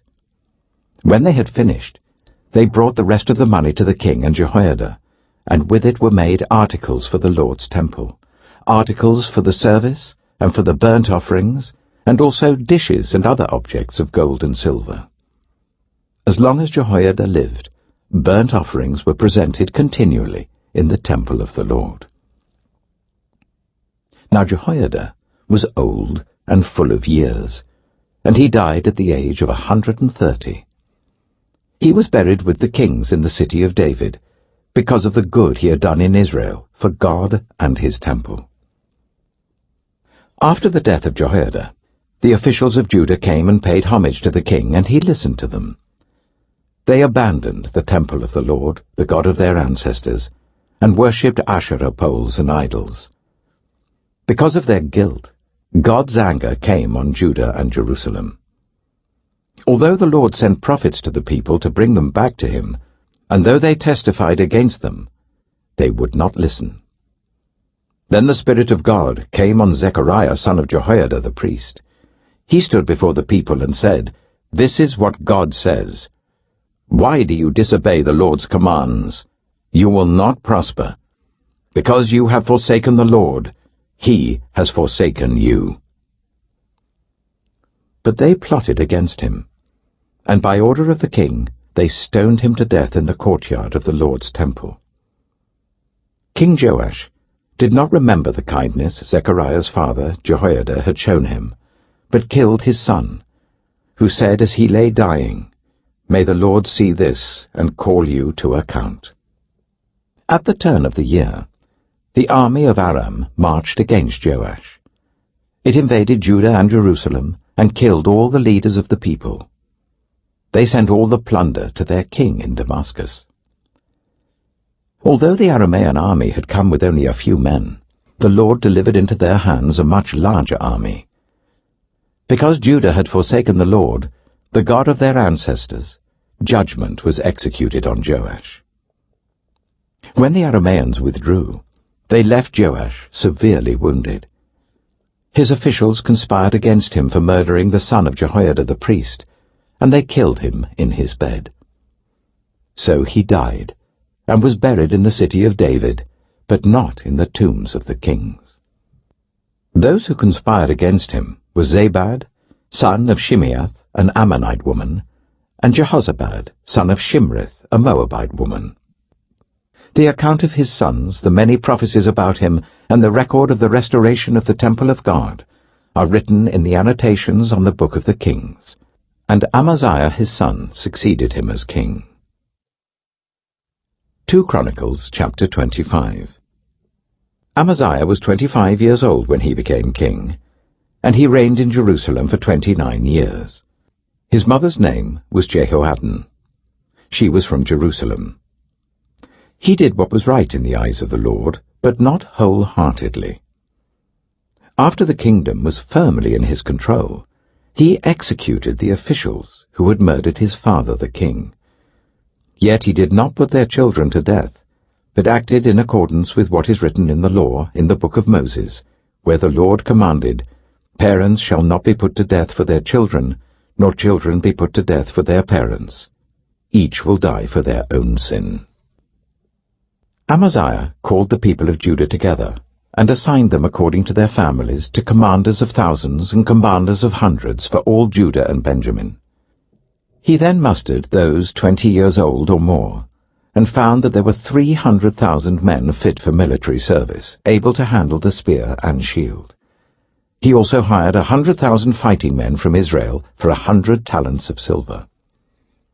But a man of God came to him and said, "Your Majesty, these troops from Israel must not march with you, for the Lord is not with Israel, not with any of the people of Ephraim. Even if you go and fight courageously in battle, God will overthrow you before the enemy, for God has the power to help or to overthrow." Amaziah asked the man of God, "But what about the 100 talents I paid for these Israelite troops?" The man of God replied, "The Lord can give you much more than that." So Amaziah dismissed the troops who had come to him from Ephraim and sent them home. They were furious with Judah and left for home in a great rage.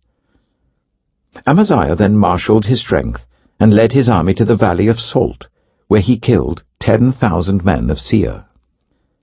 The army of Judah also captured 10,000 men alive, took them to the top of a cliff, and threw them down, so that all were dashed to pieces. Meanwhile, the troops that Amaziah had sent back and had not allowed to take part in the war raided towns belonging to Judah, from Samaria to Beth-horon. They killed 3,000 people and carried off great quantities of plunder. When Amaziah returned from slaughtering the Edomites, he brought back the gods of the people of Seir. He set them up as his own gods, bowed down to them and burned sacrifices to them. The anger of the Lord burned against Amaziah, and he sent a prophet to him who said, "Why do you consult this people's gods, who could not save their own people from your hand?" While he was still speaking, the king said to him, "Have we appointed you an adviser to the king? Stop! Why be struck down?" So the prophet stopped but said, "I know that God has determined to destroy you, because you have done this and have not listened to my counsel." After Amaziah, king of Judah, consulted his advisers, he sent this challenge to Jehoash, son of Jehoahaz, the son of Jehu, king of Israel. "Come, let us face each other in battle." But Jehoash, king of Israel, replied to Amaziah, king of Judah, "A thistle in Lebanon sent a message to a cedar in Lebanon. Give your daughter to my son in marriage." Then a wild beast in Lebanon came along and trampled the thistle underfoot. You say to yourself that you have defeated Edom, and now you are arrogant and proud. But stay home. Why ask for trouble, and cause your own downfall and that of Judah also? Amaziah, however, would not listen, for God so worked that he might deliver them into the hands of Jehoash, because they sought the gods of Edom. So Jehoash, king of Israel, attacked. He and Amaziah, king of Judah, faced each other at Beth-shemesh in Judah. Judah was routed by Israel, and every man fled to his home. Jehoash, king of Israel, captured Amaziah, king of Judah, the son of Joash, the son of Ahaziah, at Beth-shemesh. Then Jehoash brought him to Jerusalem, and broke down the wall of Jerusalem from the Ephraim gate to the corner gate, a section about 400 cubits long. He took all the gold and silver, and all the articles found in the temple of God that had been in the care of Obed-Edom, together with the palace treasures and the hostages, and returned to Samaria. Amaziah, son of Joash, king of Judah, lived for 15 years after the death of Jehoash, son of Jehoahaz, king of Israel. As for the other events of Amaziah's reign, from beginning to end, are they not written in the book of the kings of Judah and Israel? From the time that Amaziah turned away from following the Lord, they conspired against him in Jerusalem, and he fled to Lachish. But they sent men after him to Lachish, and killed him there. He was brought back by horse, and was buried with his ancestors in the city of Judah. 2 Chronicles, chapter 26. Then all the people of Judah took Uzziah, who was 16 years old, and made him king in place of his father Amaziah. He was the one who rebuilt Elath, and restored it to Judah after Amaziah rested with his ancestors. Uzziah was 16 years old when he became king, and he reigned in Jerusalem for 52 years. His mother's name was Jecholiah. She was from Jerusalem. He did what was right in the eyes of the Lord, just as his father Amaziah had done. He sought God during the days of Zechariah, who instructed him in the fear of God. As long as he sought the Lord, God gave him success. He went to war against the Philistines and broke down the walls of Gath, Jabneh, and Ashdod. He then rebuilt towns near Ashdod and elsewhere among the Philistines. God helped him against the Philistines and against the Arabs who lived in Gur-Baal and against the Meunites. The Ammonites brought tribute to Uzziah, and his fame spread as far as the border of Egypt, because he had become very powerful. Uzziah built towers in Jerusalem at the corner gate, at the valley gate, and at the angle of the wall, and he fortified them. He also built towers in the wilderness and dug many cisterns, because he had much livestock in the foothills and in the plain. He had people working his fields and vineyards in the hills and in the fertile lands, for he loved the soil. Uzziah had a well-trained army, ready to go out by divisions according to their numbers, as mustered by Jeiel, the secretary, and Maaseiah, the officer, under the direction of Hananiah, one of the royal officials. The total number of family leaders over the fighting men was 2,600. Under their command was an army of 307,500 men trained for war, a powerful force to support the king against his enemies. Uzziah provided shields, spears, helmets, coats of armor, bows and slingstones for the entire army. In Jerusalem, he made devices invented for use on the towers and on the corner defenses, so that soldiers could shoot arrows and hurl large stones from the walls. His fame spread far and wide, for he was greatly helped until he became powerful. But after Uzziah became powerful, his pride led to his downfall. He was unfaithful to the Lord his God, and entered the temple of the Lord to burn incense on the altar of incense. Azariah the priest, with 80 other courageous priests of the Lord, followed him in. They confronted King Uzziah, and said, "It is not right for you, Uzziah, to burn incense to the Lord. That is for the priests, the descendants of Aaron, who have been consecrated to burn incense. Leave the sanctuary, for you have been unfaithful, and you will not be honored by the Lord God." Uzziah, who had a censer in his hand ready to burn incense, became angry. While he was raging at the priests in their presence before the incense altar in the Lord's temple, leprosy broke out on his forehead. When Azariah the chief priest and all the other priests looked at him, they saw that he had leprosy on his forehead, so they hurried him out. Indeed, he himself was eager to leave, because the Lord had afflicted him. King Uzziah had leprosy until the day he died. He lived in a separate house, leprous and excluded from the temple of the Lord. Jotham his son had charge of the palace and governed the people of the land. The other events of Uzziah's reign from beginning to end are recorded by the prophet Isaiah, son of Amoz. Uzziah rested with his ancestors and was buried near them in a cemetery that belonged to the kings, for people said he had leprosy. And Jotham his son succeeded him as king. 2 Chronicles chapter 27.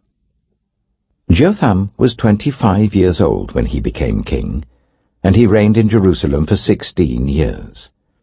His mother's name was Jerusha, daughter of Zadok. He did what was right in the eyes of the Lord, just as his father Uzziah had done. But unlike him, he did not enter the temple of the Lord. The people, however, continued their corrupt practices. Jotham rebuilt the upper gate of the temple of the Lord and did extensive work on the wall at the hill of Ophel. He built towns in the hill country of Judah and forts and towers in the wooded areas. Jotham waged war against the king of the Ammonites and conquered them. That year the Ammonites paid him 100 talents of silver, 10,000 cors of wheat, and 10,000 cors of barley. The Ammonites brought him the same amount also in the second and third years. Jotham grew powerful because he walked steadfastly before the Lord his God. The other events in Jotham's reign, including all his wars and the other things he did, are written in the book of the kings of Israel and Judah. He was 25 years old when he became king, and he reigned in Jerusalem for 16 years. Jotham rested with his ancestors and was buried in the city of David. And Ahaz, his son, succeeded him as king. 2 Chronicles, chapter 28. Ahaz was 20 years old when he became king, and he reigned in Jerusalem for 16 years. Unlike David his father, he did not do what was right in the eyes of the Lord. He followed the ways of the kings of Israel, and also made idols for worshipping the Baals. He burned sacrifices in the valley of Ben-Hinnom, and sacrificed his children in the fire, engaging in the detestable practices of the nations that the Lord had driven out before the Israelites. He offered sacrifices and burned incense at the high places, on the hilltops, and under every spreading tree. Therefore the Lord his God delivered him into the hands of the king of Aram. The Arameans defeated him and took many of his people as prisoners and brought them to Damascus. He was also given into the hands of the king of Israel, who inflicted heavy casualties on him. In one day, Pekah, son of Remaliah, killed 120,000 soldiers in Judah, because Judah had forsaken the Lord, the God of their ancestors. Zichri, an Ephraimite warrior, killed Maaseiah, the king's son, Azrikam, the officer in charge of the palace, and Elkanah, second to the king. The men of Israel took captive from their fellow Israelites, who were from Judah, 200,000 wives, sons, and daughters. They also took a great deal of plunder which they carried back to Samaria. But a prophet of the Lord named Oded was there, and he went out to meet the army when it returned to Samaria. He said to them, "Because the Lord, the God of your ancestors, was angry with Judah, he gave them into your hand. But you have slaughtered them in a rage that reaches to heaven. And now you intend to make the men and women of Judah and Jerusalem your slaves. But aren't you also guilty of sins against the Lord your God? Now listen to me. Send back your fellow Israelites that you have taken as prisoners, for the Lord's fierce anger rests on you." Then some of the leaders in Ephraim, Azariah, son of Jehohanan, Berechiah, son of Meshillemoth, Jehizkiah, son of Shallum, and Amasa, son of Hadlai, confronted those who were arriving from the war. "You must not bring those prisoners here," they said, "or we will be guilty before the Lord. Do you intend to add to our sin and guilt? For our guilt is already great, and his fierce anger rests on Israel." So the soldiers gave up the prisoners and plunder in the presence of the officials and all the assembly. The men designated by name took the prisoners, and from the plunder they clothed all who were naked. They provided them with clothes and sandals, food and drink, and healing balm. All those who were weak they put on donkeys. So they took them back to their fellow Israelites at Jericho, the city of palms, and returned to Samaria. At that time, King Ahaz sent to the kings of Assyria for help.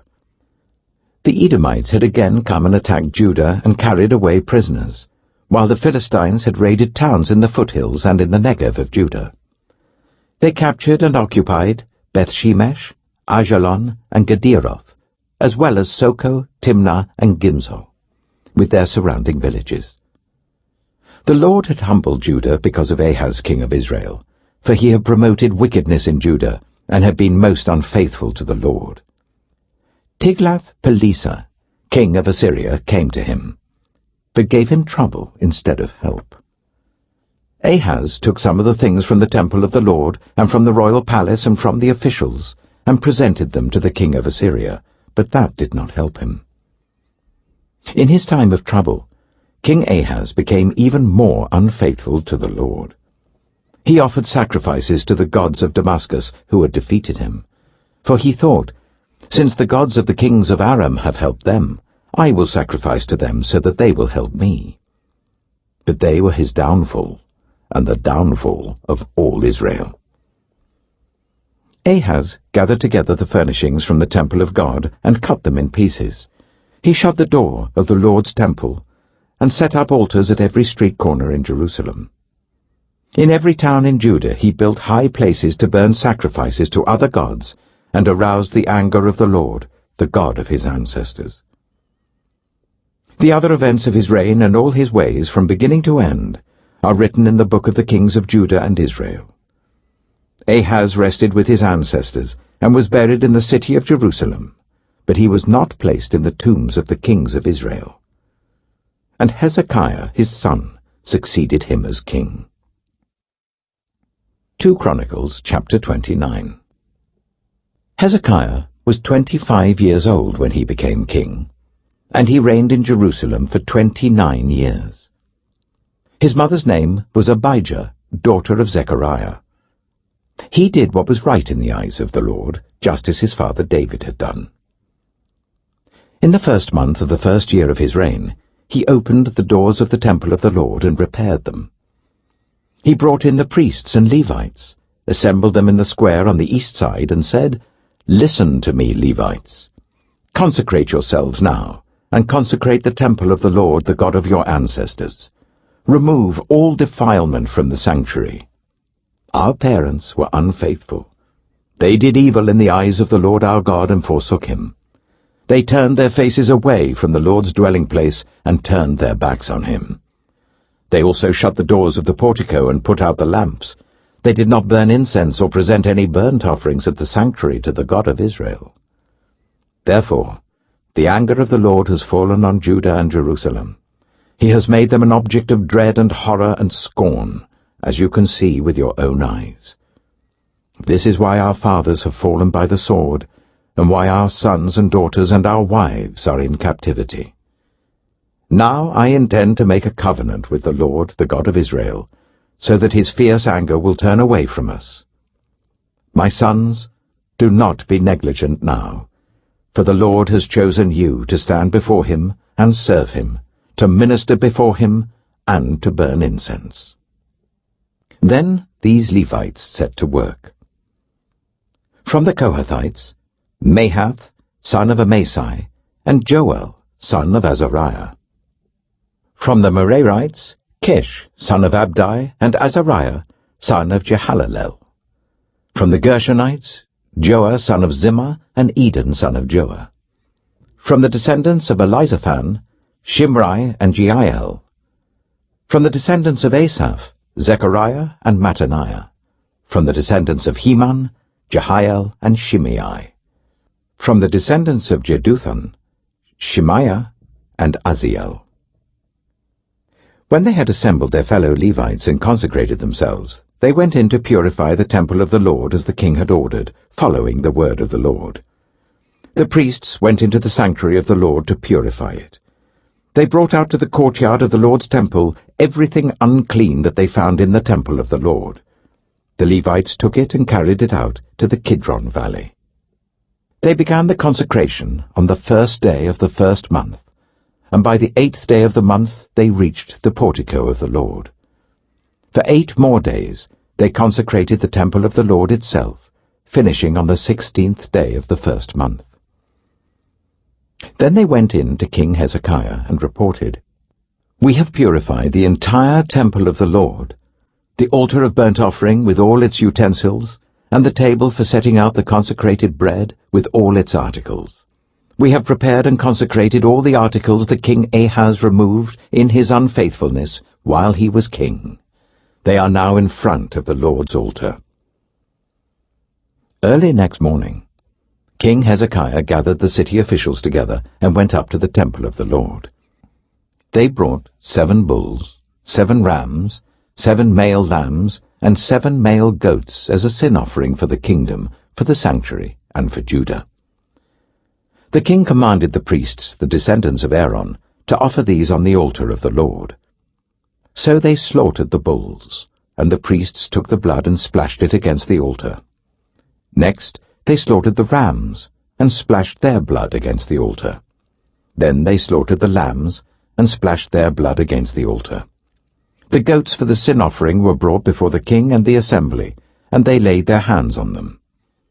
The priests then slaughtered the goats, and presented their blood on the altar, for a sin offering to atone for all Israel. because the king had ordered the burnt offering and the sin offering for all Israel. He stationed the Levites in the temple of the Lord with cymbals, harps, and lyres in the way prescribed by David and Gad the king's seer, and Nathan the prophet. This was commanded by the Lord through his prophets. So the Levites stood ready with David's instruments, and the priests with their trumpets. Hezekiah gave the order to sacrifice the burnt offering on the altar. As the offering began, singing to the Lord began also, accompanied by trumpets and the instruments of David, king of Israel. The whole assembly bowed in worship, while the musicians played and the trumpets sounded. All this continued until the sacrifice of the burnt offering was completed. When the offerings were finished, the king and everyone present with him knelt down and worshipped. King Hezekiah and his officials ordered the Levites to praise the Lord with the words of David and of Asaph the seer. So they sang praises with gladness and bowed down and worshipped. Then Hezekiah said, "You have now dedicated yourselves to the Lord. Come and bring sacrifices and thank offerings to the temple of the Lord." So the assembly brought sacrifices and thank offerings, and all whose hearts were willing brought burnt offerings. The number of burnt offerings the assembly brought was 70 bulls, 100 rams, and 200 male lambs, all of them for burnt offerings to the Lord. The animals consecrated as sacrifices amounted to 600 bulls and 3,000 sheep and goats. The priests, however, were too few to skin all the burnt offerings, so their relatives the Levites helped them until the task was finished, and until other priests had been consecrated, for the Levites had been more conscientious in consecrating themselves than the priests had been. There were burnt offerings in abundance, together with the fat of the fellowship offerings and the drink offerings that accompanied the burnt offerings. So the service of the temple of the Lord was re-established. Hezekiah and all the people rejoiced at what God had brought about for his people, because it was done so quickly. 2 Chronicles, chapter 30. Hezekiah sent word to all Israel and Judah, and also wrote letters to Ephraim and Manasseh, inviting them to come to the temple of the Lord in Jerusalem and celebrate the Passover to the Lord, the God of Israel. The king and his officials and the whole assembly in Jerusalem decided to celebrate the Passover in the 2nd month. They had not been able to celebrate it at the regular time, because not enough priests had consecrated themselves and the people had not assembled in Jerusalem. The plan seemed right, both to the king and to the whole assembly. They decided to send a proclamation throughout Israel from Beersheba to Dan, calling the people to come to Jerusalem and celebrate the Passover to the Lord, the God of Israel. It had not been celebrated in large numbers according to what was written. At the king's command, couriers went throughout Israel and Judah with letters from the king and from his officials, which read, "People of Israel, return to the Lord, the God of Abraham, Isaac, and Israel, that he may return to you who are left, who have escaped from the hand of the kings of Assyria. Do not be like your parents and your fellow Israelites, who were unfaithful to the Lord, the God of their ancestors, so that he made them an object of horror, as you see. Do not be stiff-necked as your ancestors were. Submit to the Lord. Come to his sanctuary, which he has consecrated forever. Serve the Lord your God, so that his fierce anger will turn away from you. If you return to the Lord, then your fellow Israelites and your children will be shown compassion by their captors, and will return to this land. For the Lord your God is gracious and compassionate. He will not turn his face from you if you return to him." The couriers went from town to town in Ephraim and Manasseh, as far as Zebulun, but people scorned and ridiculed them. Nevertheless, some from Asher, Manasseh, and Zebulun humbled themselves and went to Jerusalem. Also in Judah the hand of God was on the people to give them unity of mind, to carry out what the king and his officials had ordered, following the word of the Lord. A very large crowd of people assembled in Jerusalem to celebrate the festival of unleavened bread in the 2nd month. They removed the altars in Jerusalem and cleared away the incense altars and threw them into the Kidron Valley. They slaughtered the Passover lamb on the 14th day of the 2nd month. The priests and the Levites were ashamed and consecrated themselves and brought burnt offerings to the temple of the Lord. Then they took up their usual positions, as prescribed in the law of Moses, the man of God. The priests splashed against the altar the blood handed to them by the Levites. Since many in the crowd had not consecrated themselves, the Levites had to kill the Passover lambs for all those who were not ceremonially clean and could not consecrate their lambs to the Lord. Although most of the many people who came from Ephraim, Manasseh, Issachar, and Zebulun had not purified themselves, yet they ate the Passover contrary to what was written. But Hezekiah prayed for them, saying, "May the Lord who is good pardon everyone who sets their heart on seeking God, the Lord, the God of their ancestors, even if they are not clean according to the rules of the sanctuary." And the Lord heard Hezekiah and healed the people. The Israelites, who were present in Jerusalem, celebrated the festival of unleavened bread for 7 days with great rejoicing, while the Levites and priests praised the Lord every day with resounding instruments dedicated to the Lord. Hezekiah spoke encouragingly to all the Levites, who showed good understanding of the service of the Lord. For the 7 days they ate their assigned portion and offered fellowship offerings and praised the Lord, the God of their ancestors. The whole assembly then agreed to celebrate the festival 7 more days, so for another 7 days they celebrated joyfully. Hezekiah, king of Judah, provided 1,000 bulls and 7,000 sheep and goats for the assembly, and the officials provided them with 1,000 bulls and 10,000 sheep and goats.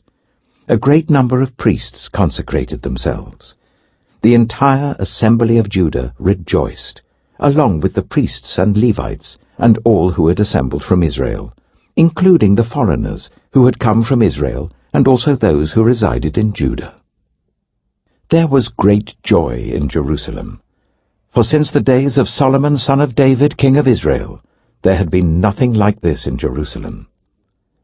The priests and the Levites stood to bless the people, and God heard them, for their prayer reached heaven, his holy dwelling place. 2 Chronicles chapter 31.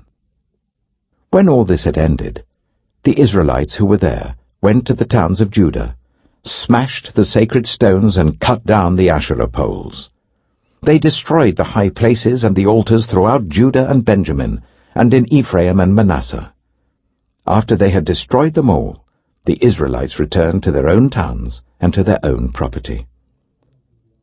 Hezekiah assigned the priests and Levites to divisions, each of them according to their duties as priests or Levites, to offer burnt offerings and fellowship offerings, to minister, to give thanks and to sing praises at the gates of the Lord's dwelling.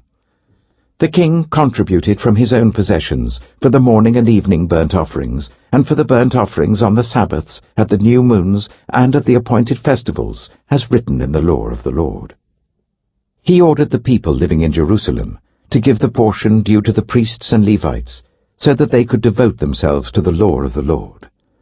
As soon as the order went out, the Israelites generously gave the first fruits of their grain, new wine, olive oil and honey, and all that the fields produced.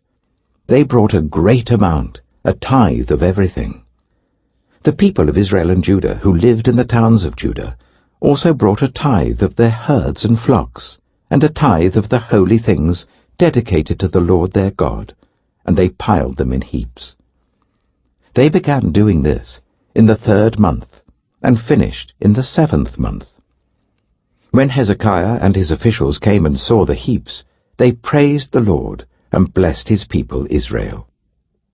Hezekiah asked the priests and Levites about the heaps, and Azariah the chief priest, from the family of Zadok, answered, "Since the people began to bring their contributions to the temple of the Lord, we have had enough to eat and plenty to spare, because the Lord has blessed his people, and this great amount is left over."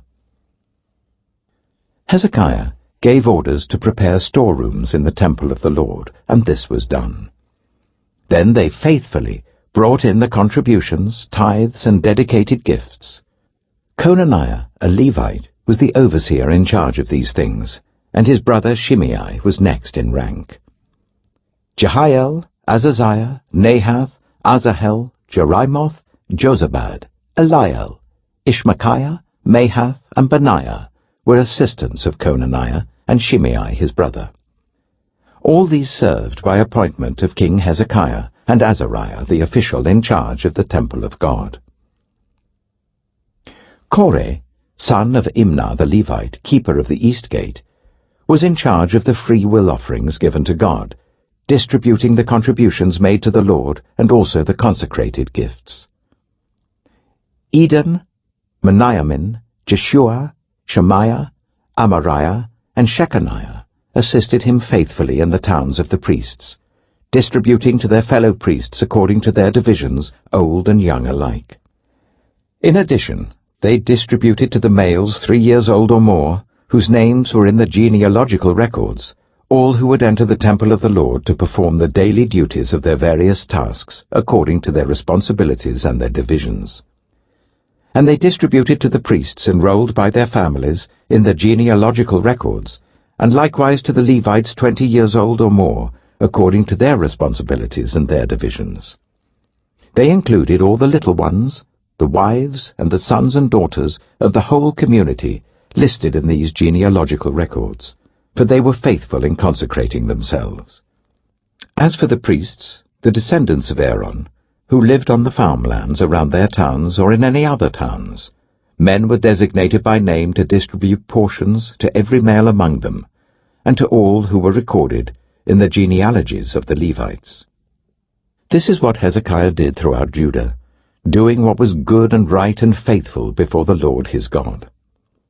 In everything that he undertook in the service of God's temple, and in obedience to the law and the commands, he sought his God and worked wholeheartedly, and so he prospered.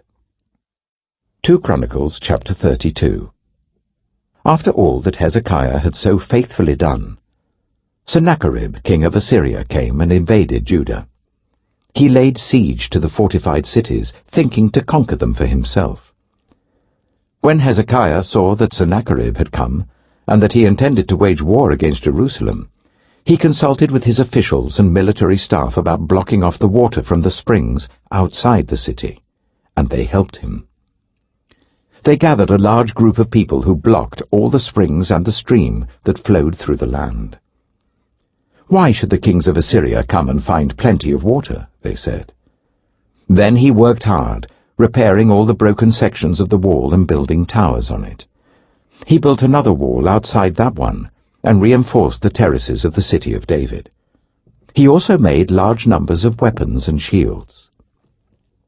He appointed military officers over the people, and assembled them before him in the square of the city gate, and encouraged them with these words, "Be strong and courageous. Do not be afraid or discouraged, because of the king of Assyria and the vast army with him, for there is a greater power with us than with him. With him is only the arm of flesh, but with us is the Lord our God to help us and to fight our battles." And the people gained confidence from what Hezekiah, the king of Judah, said. Later, when Sennacherib, king of Assyria, and all his forces were laying siege to Lachish, he sent officers to Jerusalem with this message for Hezekiah, king of Judah, and for all the people of Judah who were there. "This is what Sennacherib, king of Assyria, says. On what are you basing your confidence that you remain in Jerusalem under siege? When Hezekiah says, 'The Lord our God will save us from the hand of the king of Assyria,' he is misleading you to let you die of hunger and thirst. Did not Hezekiah himself remove this God's high places and altars, saying to Judah and Jerusalem, 'You must worship before one altar and burn sacrifices on it'? Do you not know what I and my predecessors have done to all the peoples of the other lands? Were the gods of those nations ever able to deliver their land from my hand? Who of all the gods of these nations that my predecessors destroyed has been able to save his people from me? How then can your God deliver you from my hand. Now do not let Hezekiah deceive you and mislead you like this. Do not believe him, for no God of any nation or kingdom has been able to deliver his people from my hand or the hand of my predecessors. How much less will your God deliver you from my hand?" Sennacherib's officers spoke further against the Lord God and against his servant Hezekiah. The king also wrote letters ridiculing the Lord, the God of Israel, and saying this against him: "Just as the gods of the peoples of the other lands did not rescue their people from my hand, so the God of Hezekiah will not rescue his people from my hand." Then they called out in Hebrew to the people of Jerusalem who were on the wall, to terrify them and make them afraid in order to capture the city. They spoke about the God of Jerusalem as they did about the gods of the other peoples of the world, the work of human hands. King Hezekiah and the prophet Isaiah, son of Amoz, cried out in prayer to heaven about this. And the Lord sent an angel who annihilated all the fighting men and the commanders and officers in the camp of the Assyrian king. So he withdrew to his own land in disgrace.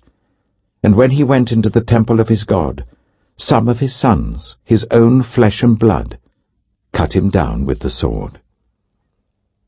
So the Lord saved Hezekiah and the people of Jerusalem from the hand of Sennacherib king of Assyria, and from the hand of all others. He took care of them on every side.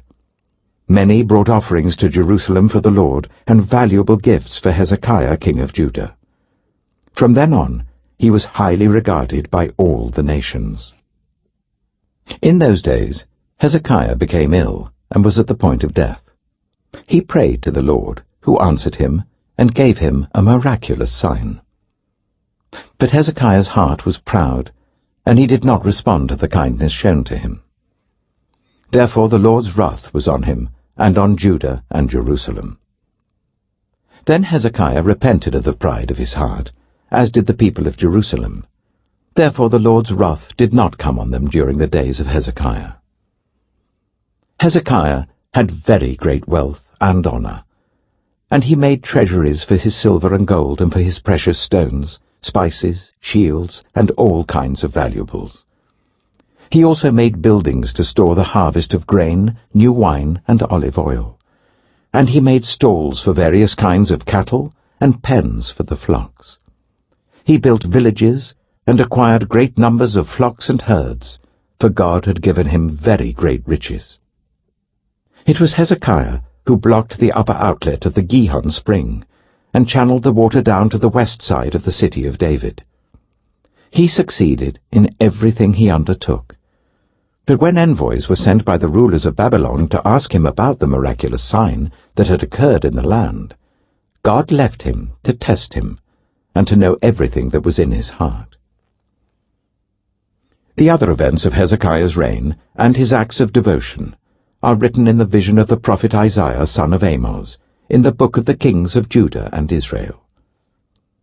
Hezekiah rested with his ancestors, and was buried on the hill where the tombs of David's descendants are.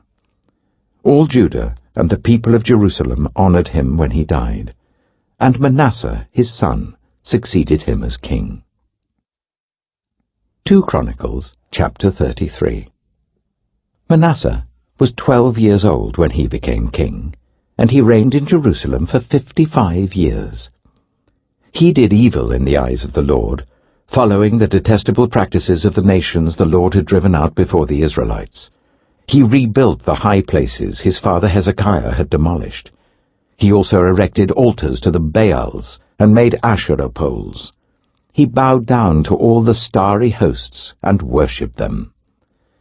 He built altars in the temple of the Lord, of which the Lord had said, "My name will remain in Jerusalem forever." In both courts of the temple of the Lord, he built altars to all the starry hosts. He sacrificed his children in the fire in the valley of Ben Hinnom, practiced divination and witchcraft, sought omens, and consulted mediums and spiritists. He did much evil in the eyes of the Lord, arousing his anger. He took the image he had made and put it in God's temple, of which God had said to David and to his son Solomon, In this temple and in Jerusalem, which I have chosen out of all the tribes of Israel, I will put my name forever. I will not again make the feet of the Israelites leave the land I assigned to your ancestors, if only they will be careful to do everything that I commanded them concerning all the laws, decrees, and regulations given through Moses. But Manasseh led Judah and the people of Jerusalem astray, so that they did more evil than the nations the Lord had destroyed before the Israelites. The Lord spoke to Manasseh and his people, but they paid no attention. So the Lord brought against them the army commanders of the king of Assyria, who took Manasseh prisoner, put a hook in his nose, bound him with bronze shackles, and took him to Babylon. In his distress, he sought the favor of the Lord his God, and humbled himself greatly before the God of his ancestors. And when he prayed to him, the Lord was moved by his entreaty, and listened to his plea. So he brought him back to Jerusalem and to his kingdom. Then Manasseh knew that the Lord is God. Afterwards, he rebuilt the outer wall of the city of David, west of the Gihon spring in the valley, as far as the entrance of the fish gate and encircling the hill of Ophel. He also made it much higher. He stationed military commanders in all the fortified cities in Judah. He got rid of the foreign gods, and removed the image from the temple of the Lord, as well as all the altars he had built on the temple hill and in Jerusalem. And he threw them out of the city. Then he restored the altar of the Lord, and sacrificed fellowship offerings and thank offerings on it, and told Judah to serve the Lord, the God of Israel. The people, however, continued to sacrifice at the high places, but only to the Lord their God. The other events of Manasseh's reign, including his prayer to his God and the words the seers spoke to him in the name of the Lord, the God of Israel, are written in the annals of the kings of Israel. His prayer, and how God was moved by his entreaty, as well as all his sins and unfaithfulness, and the sites where he built high places and set up Asherah poles and idols before he humbled himself, all these are written in the records of the seers. Manasseh rested with his ancestors and was buried in his palace, and Amon his son succeeded him as king. Amon was 22 years old when he became king, and he reigned in Jerusalem for 2 years. He did evil in the eyes of the Lord, as his father Manasseh had done. Amon worshipped and offered sacrifices to all the idols Manasseh had made. But unlike his father Manasseh, he did not humble himself before the Lord. Amon increased his guilt. Amon's officials conspired against him and assassinated him in his palace. Then the people of the land killed all who had plotted against King Amon, and they made Josiah his son king in his place. 2 Chronicles chapter 34. Josiah was 8 years old when he became king, and he reigned in Jerusalem for 31 years. He did what was right in the eyes of the Lord, and followed the ways of his father David, not turning aside to the right or to the left. In the 8th year of his reign, while he was still young, he began to seek the God of his father David. In his 12th year, he began to purge Judah and Jerusalem of high places, Asherah poles, and idols. Under his direction, the altars of the Baals were torn down. He cut to pieces the incense altars that were above them, and smashed the Asherah poles and the idols. These he broke to pieces, and scattered over the graves of those who had sacrificed to them.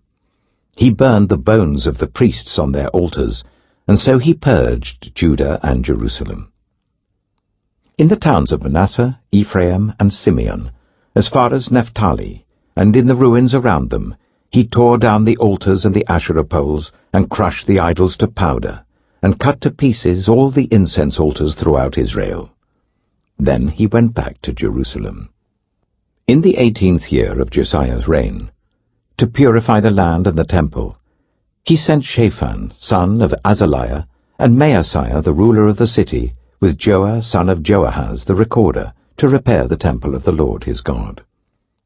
They went to Hilkiah, the high priest, and gave him the money that had been brought into the temple of God, which the Levites who were the gatekeepers had collected from the people of Manasseh, Ephraim, and the entire remnant of Israel, and from all the people of Judah and Benjamin, and the inhabitants of Jerusalem. Then they entrusted it to the men appointed to supervise the work on the Lord's temple. These men paid the workers who repaired and restored the temple. They also gave money to the carpenters and builders to purchase dressed stone and timber for joists and beams for the buildings that the kings of Judah had allowed to fall into ruin. The workers labored faithfully. Over them to direct them were Jahath and Obadiah, Levites descended from Merari, and Zechariah and Meshullam, descended from Kohath. The Levites, all who were skilled in playing musical instruments, had charge of the laborers and supervised all the workers from job to job. Some of the Levites were secretaries, scribes, and gatekeepers. While they were bringing out the money that had been taken into the temple of the Lord, Hilkiah the priest found the book of the law of the Lord that had been given through Moses. Hilkiah said to Shaphan the secretary, "I have found the book of the law in the temple of the Lord." He gave it to Shaphan. Then Shaphan took the book to the king and reported to him, "Your officials are doing everything that has been committed to them. They have paid out the money that was in the temple of the Lord and have entrusted it to the supervisors and workers." Then Shaphan the secretary informed the king, "Hilkiah the priest has given me a book." And Shaphan read from it in the presence of the king. When the king heard the words of the law, he tore his robes. He gave these orders to Hilkiah, Ahikam son of Shaphan, Abdon son of Micah, Shaphan the secretary, and Asaiah the king's attendant. "Go and inquire of the Lord for me, and for the remnant in Israel and Judah, about what is written in this book that has been found. Great is the Lord's anger that is poured out on us, because those who have gone before us have not kept the word of the Lord. They have not acted in accordance with all that is written in this book." Hilkiah, and those the king had sent with him, went to speak to the prophet Huldah, who was the wife of Shallum, son of Tokath, the son of Hazra, keeper of the wardrobe. She lived in Jerusalem, in the new quarter. She said to them, "This is what the Lord, the God of Israel, says. Tell the man who sent you to me, this is what the Lord says. I'm going to bring disaster on this place and its people, all the curses written in the book that has been read in the presence of the king of Judah. Because they have forsaken me, and burned incense to other gods, and aroused my anger by all that their hands have made, my anger will be poured out on this place and will not be quenched. Tell the king of Judah, who sent you to inquire of the Lord, this is what the Lord, the God of Israel, says concerning the words you heard.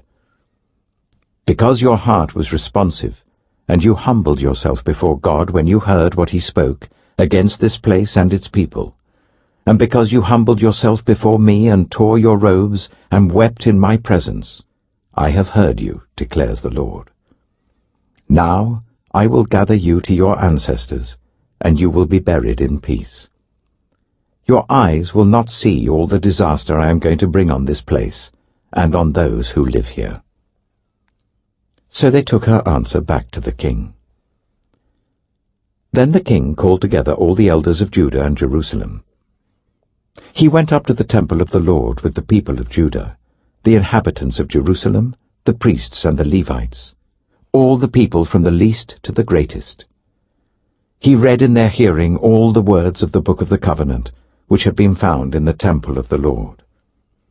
The king stood by his pillar and renewed the covenant in the presence of the Lord, to follow the Lord and keep his commands, statutes, and decrees with all his heart and all his soul, and to obey the words of the covenant written in this book.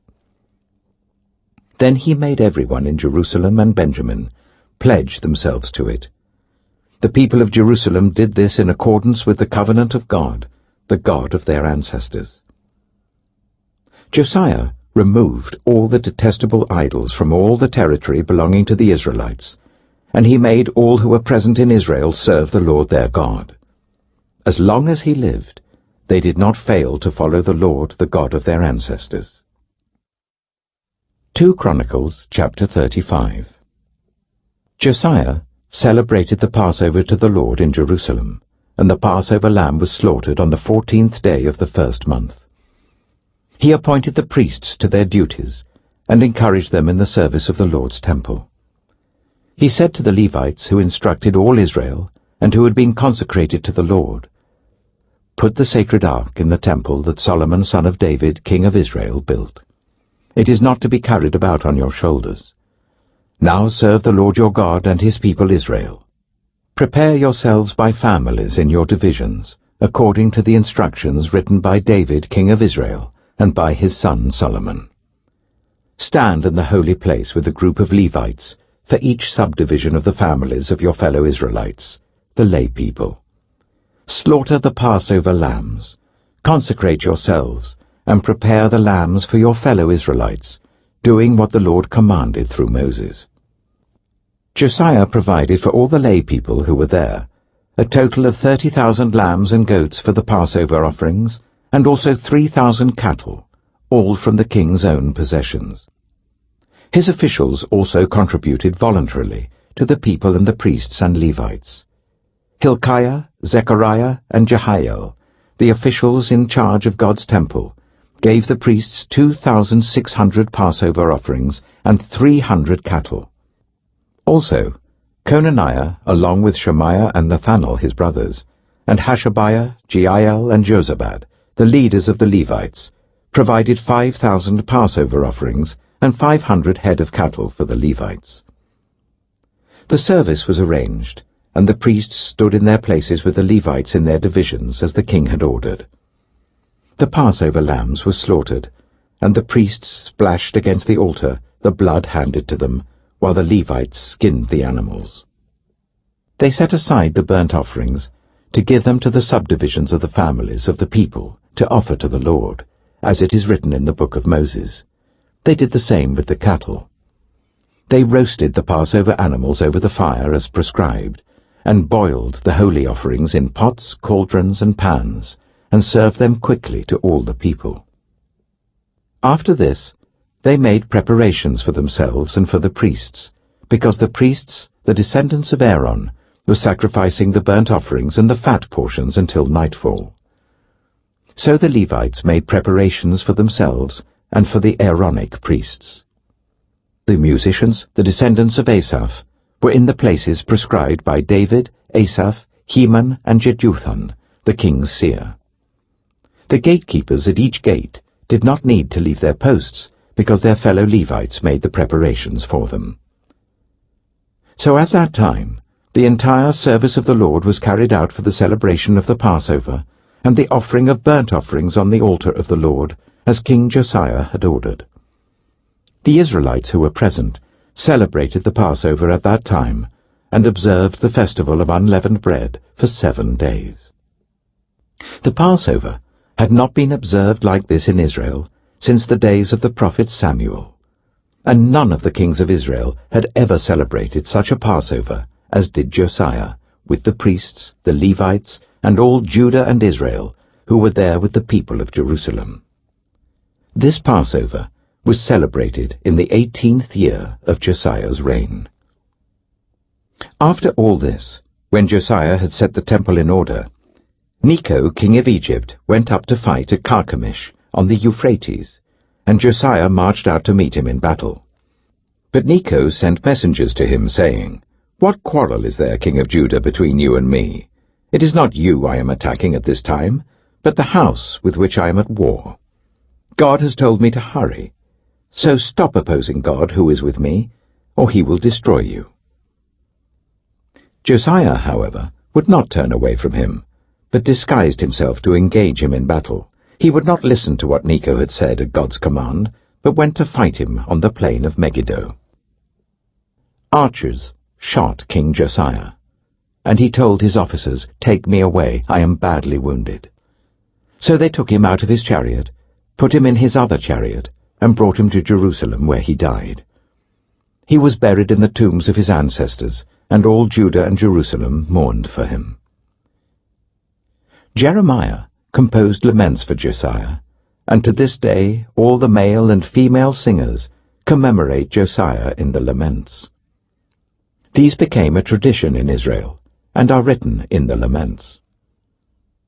The other events of Josiah's reign, and his acts of devotion in accordance with what is written in the law of the Lord, all the events from beginning to end, are written in the book of the kings of Israel and Judah. 2 Chronicles chapter 36. And the people of the land took Jehoahaz son of Josiah, and made him king in Jerusalem in place of his father. Jehoahaz was 23 years old when he became king, and he reigned in Jerusalem for 3 months. The king of Egypt dethroned him in Jerusalem, and imposed on Judah a levy of 100 talents of silver and a talent of gold. The king of Egypt made Eliakim, a brother of Jehoahaz, king over Judah and Jerusalem, and changed Eliakim's name to Jehoiakim. But Necho took Eliakim's brother Jehoahaz and carried him off to Egypt. Jehoiakim was 25 years old when he became king, and he reigned in Jerusalem for 11 years. He did evil in the eyes of the Lord his God. Nebuchadnezzar, king of Babylon, attacked him, and bound him with bronze shackles to take him to Babylon. Nebuchadnezzar also took to Babylon articles from the temple of the Lord and put them in his temple there.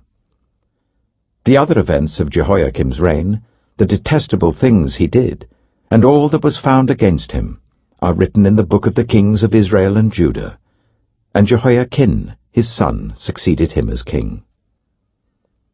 Jehoiachin was 18 years old when he became king, and he reigned in Jerusalem for 3 months and 10 days. He did evil in the eyes of the Lord. In the spring, King Nebuchadnezzar sent for him, and brought him to Babylon, together with articles of value from the temple of the Lord. And he made Jehoiachin's uncle Zedekiah king over Judah and Jerusalem. Zedekiah was 21 years old when he became king, and he reigned in Jerusalem for 11 years. He did evil in the eyes of the Lord his God, and did not humble himself before Jeremiah the prophet, who spoke the word of the Lord. He also rebelled against King Nebuchadnezzar, who had made him take an oath in God's name. He became stiff-necked and hardened his heart, and would not turn to the Lord, the God of Israel. Furthermore, all the leaders of the priests and the people became more and more unfaithful, following all the detestable practices of the nations and defiling the temple of the Lord, which he had consecrated in Jerusalem. The Lord, the God of their ancestors, sent word to them through his messengers again and again, because he had pity on his people and on his dwelling place.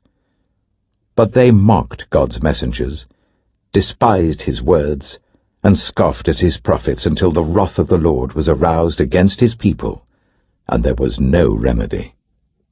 He brought up against them the king of the Babylonians, who killed their young men with the sword in the sanctuary, and did not spare young men or young women, the elderly or the infirm. God gave them all into the hands of Nebuchadnezzar.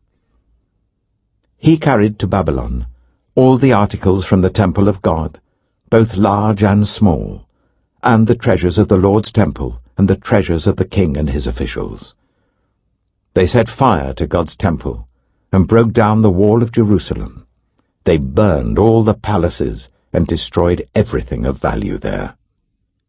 He carried into exile to Babylon the remnant who escaped from the sword, and they became servants to him and his successors until the kingdom of Persia came to power.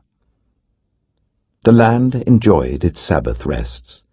All the time of its desolation it rested, until the 70 years were completed in fulfillment of the word of the Lord spoken by Jeremiah. In the first year of Cyrus, king of Persia, in order to fulfill the word of the Lord spoken by Jeremiah, the Lord moved the heart of Cyrus, king of Persia, to make a proclamation throughout his realm, and also to put it in writing. This is what Cyrus, king of Persia, says: The Lord, the God of heaven, has given me all the kingdoms of the earth, and he has appointed me to build a temple for him at Jerusalem in Judah. Any of his people among you may go up, and may the Lord their God be with them.